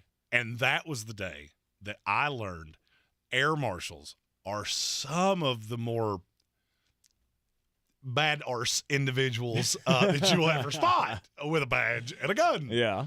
Because that dude got thrown around much in the way that DeJuan Jones has thrown people around on tape, and they will be running over the weekend. And that's a segue. I'm getting better at that. My story comes from Louisiana. It's about a woman named Tamisha Morin. She's 42 years old. She owned an ice cream truck. It was Tammy's Ice Cream and Treats. Treats. And, very innocent. And unbeknownst to casual observers, she was actually telling you in the name of the ice cream truck that it's not just ice cream that she was selling from the truck. It's and treats. Because her version of and treats is apparently much different from my version. Police were alerted to a big blue ice cream truck with an expired license plate and no brake lights that was on Old Spanish Trail shortly after 11:30 on Monday. They had been informed that there was a interesting-looking ice cream truck. It's a converted school bus. 11:30 a.m.? 11:30 a.m., okay. yes. Yeah, it don't. I was going to say ice cream truck at 11:30 p.m., that throws up red flags. Well, frankly, this one should throw red flags too, and I'll tell you why momentarily. They had been alerted that there was some unusual activity that happened around this ice cream truck. Namely, they never saw it sell ice cream. And their clientele seemed to be much more of the adult variety than of the children variety. That's a bad sign. So they stopped the vehicle. They had the 42-year-old Miss Morin step out of the vehicle, and they searched it. And when they searched it, what do you think they found? Cocaine. Nope. Meth. Whole gobs of it. Just a whole gob of it. They also discovered there's no ice cream on the truck. They didn't even have fake ice cream. It had a freezer. There was a freezer that did not work. Well, and it had melted ice cream in it. They also, and this is to me the funniest part of the story because I don't really know why you had to throw this in there. They also found 2 small puppies. No evidence that children or the puppies were exposed to the meth. Don't do meth. The vehicle was impounded. Both puppies were handed over to animal control and are safe. And Miss Seidel was charged, or Miss Morin was charged with possession of narcotics, an outstanding warrant because that seems to be a real consistent of these stories. Right. And multiple traffic violations. That's dumb. If you're going to sell drugs, maybe, first of all, don't do that because that's crimes. Second of all, maybe don't do it in the loudest truck on the road. Or, I mean, obviously don't do crimes. I feel like I have to say that as well. Or at least have ice cream on the truck to hand to the people when you hand them their drugs. Like, no. Come on. No, that's super crimes. I'm just saying. Okay. I mean, if the presence of ice cream had been there, then maybe. All right, listen, formerly tons of fun. I know that ice cream makes everything better. Yes, it does. This is one of those cases where that's not true. Really? Yeah, I guess ice cream doesn't make drugs better. Yeah, meth possession and popsicles don't go together real well. The reverse of that. Popsicles and meth possession? That could be true. No, drugs make the ice cream better. But, I mean, that's what I've heard. It's what I've heard. What are you, a cop? You're in the Sportsocracy here on ESPN Asheville. Number one thing that shocks people when they move. You take that for what you take that to mean whatever you want it. 92.9 FM, 880 AM, 1400, and heard everywhere on the iHeartRadio app. Seen everywhere on YouTube. You got a me little flustered sidetrack now. there. You got me flustered now. I'm thinking about ice cream. I can't stop. Like I'm craving a Choco Taco. Yeah, that's what you're thinking about. Choco What am I, a Tacos cop? are awesome. Yeah, I got it. Choco Tacos are awesome. They don't make those anymore. Well, they should. I agree. But they don't make them anymore. All right, it is time to look at the offseason for... Go Chargers, go! The Los Angeles Chargers. Well, Brandon Staley, he got to keep his job. They made the playoffs. And now what do you do? Well, they were very vehement. Tom Telesco got to the podium at the Combine and basically said, Keenan Allen ain't going anywhere.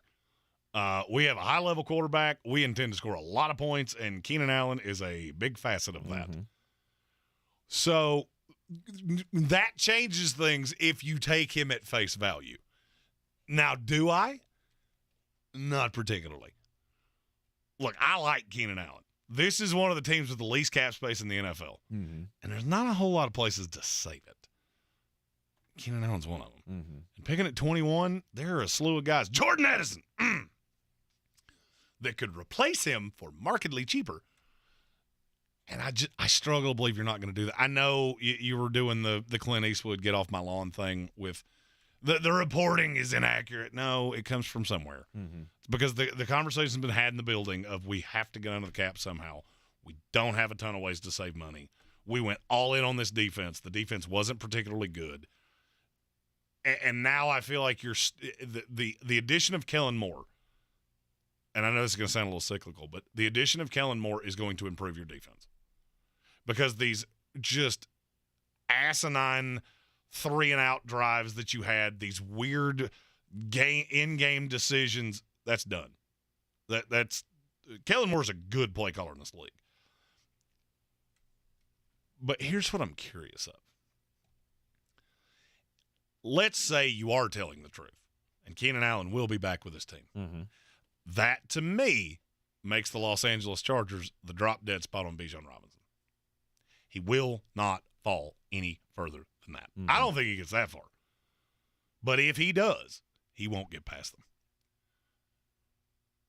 Straight up, he won't get past them. Yeah. Bijan Robinson, you have said it before, you believe he is the between-the-tackles answer that the Chargers have needed for the last 4 years.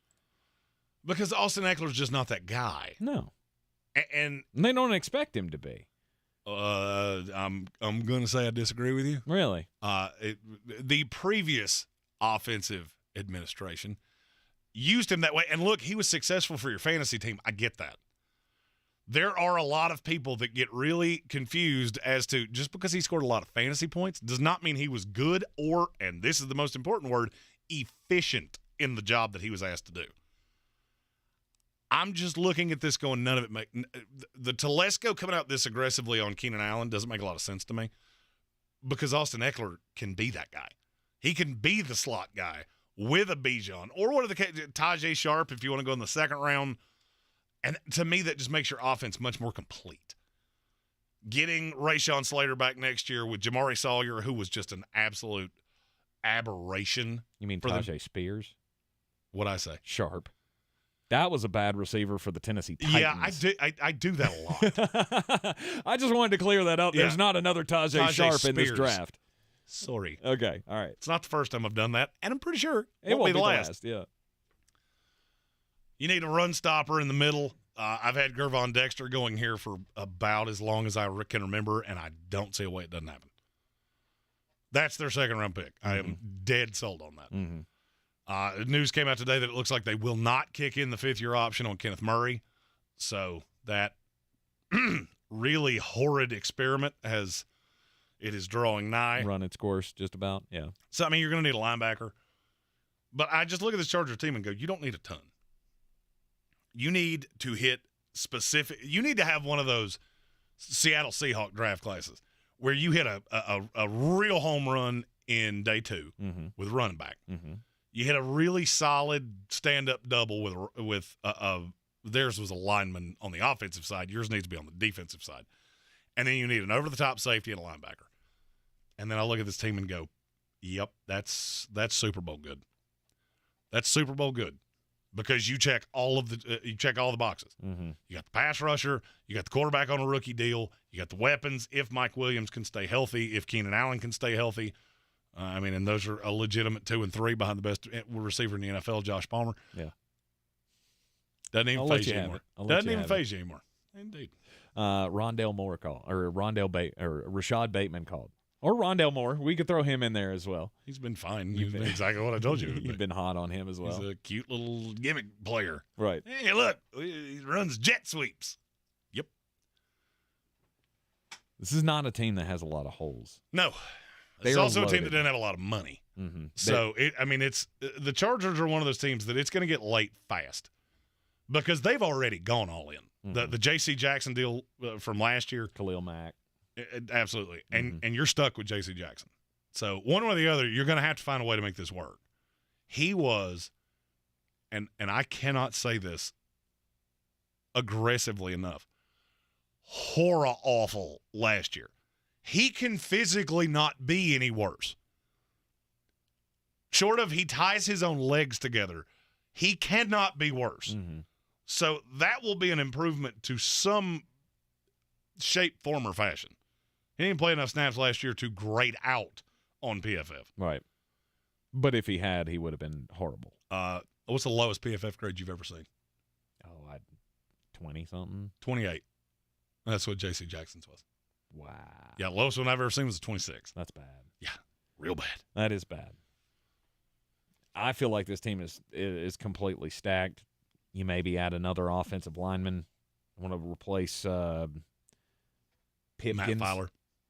Is Pipkins he's the right tackle? Jamari Sawyer will be the right tackle next year because he was playing on the left side while Slater was hurt. You're right.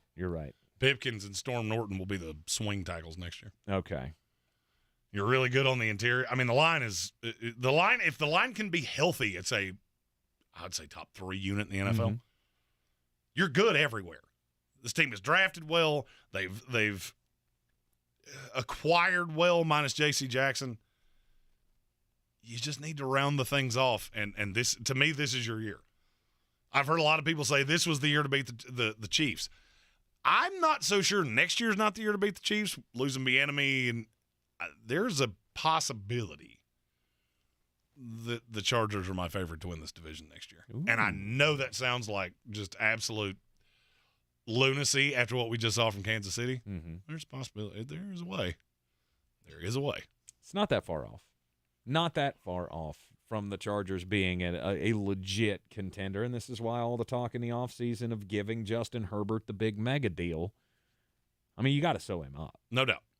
He's this offseason. He's what, the third? Like if you were starting a franchise and so we're going fantasy mode. Mahomes, Burrow, Justin Herbert. Right. And the message, repeat the line. Right. We're going full Madden fantasy draft here. You got to take one of those quarterbacks in the top three picks.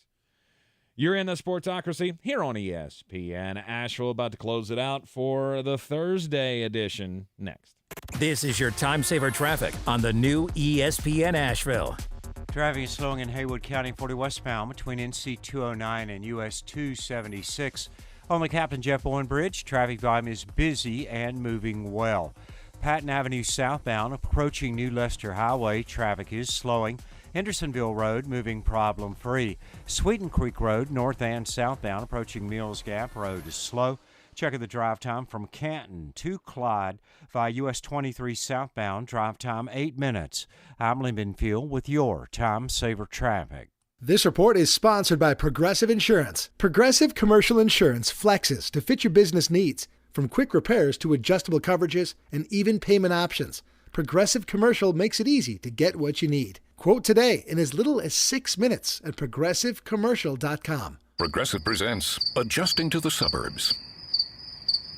You used to associate crickets with silence.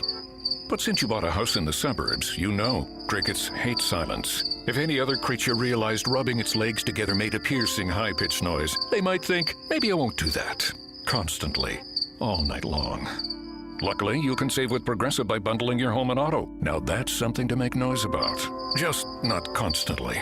Progressive Casualty Insurance Company. Coverage provided and serviced by affiliates and third-party insurers. Only iHeartRadio gives you access to all. iHeartRadio. Access to all of your favorite radio stations. It's Ryan Seacrest. I go by the name of Charlamagne the God. Hi, I'm Ellen K. Bobby Bones here. Hola, soy Enrique Santos. Access to all of the best free curated playlists. My favorite music. The best songs. A little bit of everything. Access to all of the great podcasts for every interest. The Stuff You Should Know podcast. The Daily Show podcast. The Herd with Colin Cowherd. And best of all, it doesn't cost a thing. Download the absolutely free iHeartRadio app now. Did you know that Ingles sells more organics than any other grocery store? Or that they run their own dairy? Or that they only serve USDA choice and prime meat? Or that they donate 3,956 meals a day to local food banks? Well, now you do. It's all in the bag.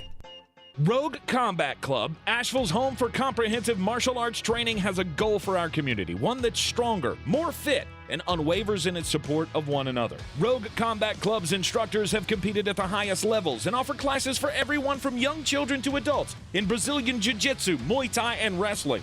Rogue Combat Club classes can help you boost your self-confidence and self-defense skills while weeding out the egos and intimidation found at other gyms. Join today at RogueCombatClub.com.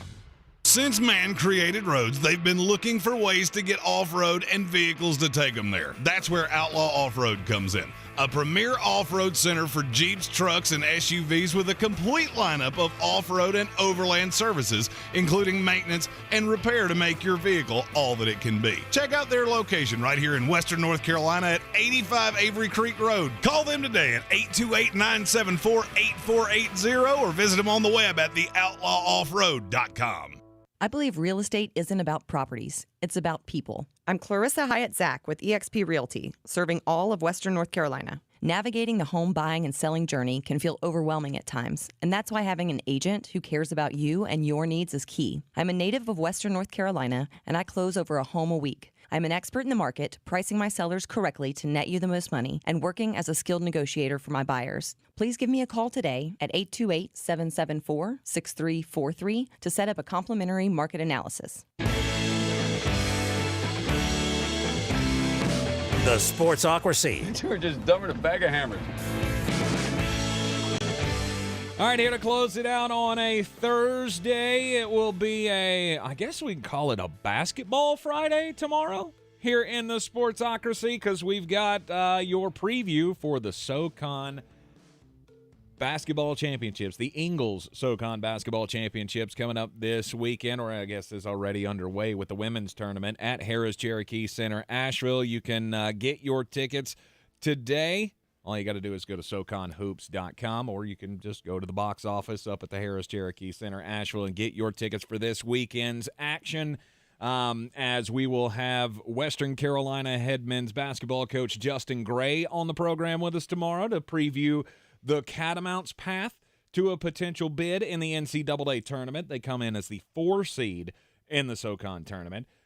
We are also efforting to have Furman head coach Bob Ritchie on the program with us. I've not gotten the confirmation on him just yet, but we may have a few coaches that are going to be involved in the tournament coming up on tomorrow's show. We will be live from the Harris-Cherokee Center, Asheville, at 3 o'clock on Monday, leading you up to the doors opening and the start of the championship game on Monday night. UNC Asheville basketball tomorrow at noon right here on ESPN Asheville. That'll be the tip-off. 11:30 will be the pregame with our very own Flostradamus, Jeremy Greene, running the board, doing the pregame, postgame, and, of course, the halftime report during the UNC Asheville Bulldogs' first game of the Big South Tournament as the number 1 overall seed in Charlotte, taking on the Charleston Southern Buccaneers. Plus, it's Combine Day, or Combine Week. Jeremy going to enjoy all of the underwear Olympics tonight. Oh, yes. And tomorrow. Yes. We'll have more coverage on the Combine tomorrow, as well as the basketball coming up this weekend. It's going to be a phenomenal show. You will not want to miss it here on a Friday to close out the week. Last thoughts, Jeremy, before we turn everyone loose on the Combine tonight. The linebackers is going to be a show. Do not be shocked if Trenton Simpson breaks the record for the fastest 40 you've ever seen from a linebacker. We'll see you back here tomorrow on ESPN Asheville at 3. This is your Exergen Temporal Scanner weather forecast on ESPN Asheville. Mountains to our west under a high wind watch for Friday. Gusty south winds kicking into the valley. 52 degrees our low tonight with a chance for rains going up tonight. Thunderstorms in the Friday forecast, high 65. And the heaviest weather likely midday, early afternoon Friday, then turning cooler Friday night, 39. Lower humidity, cooler temps for Saturday, high 56. Low Saturday night, 33.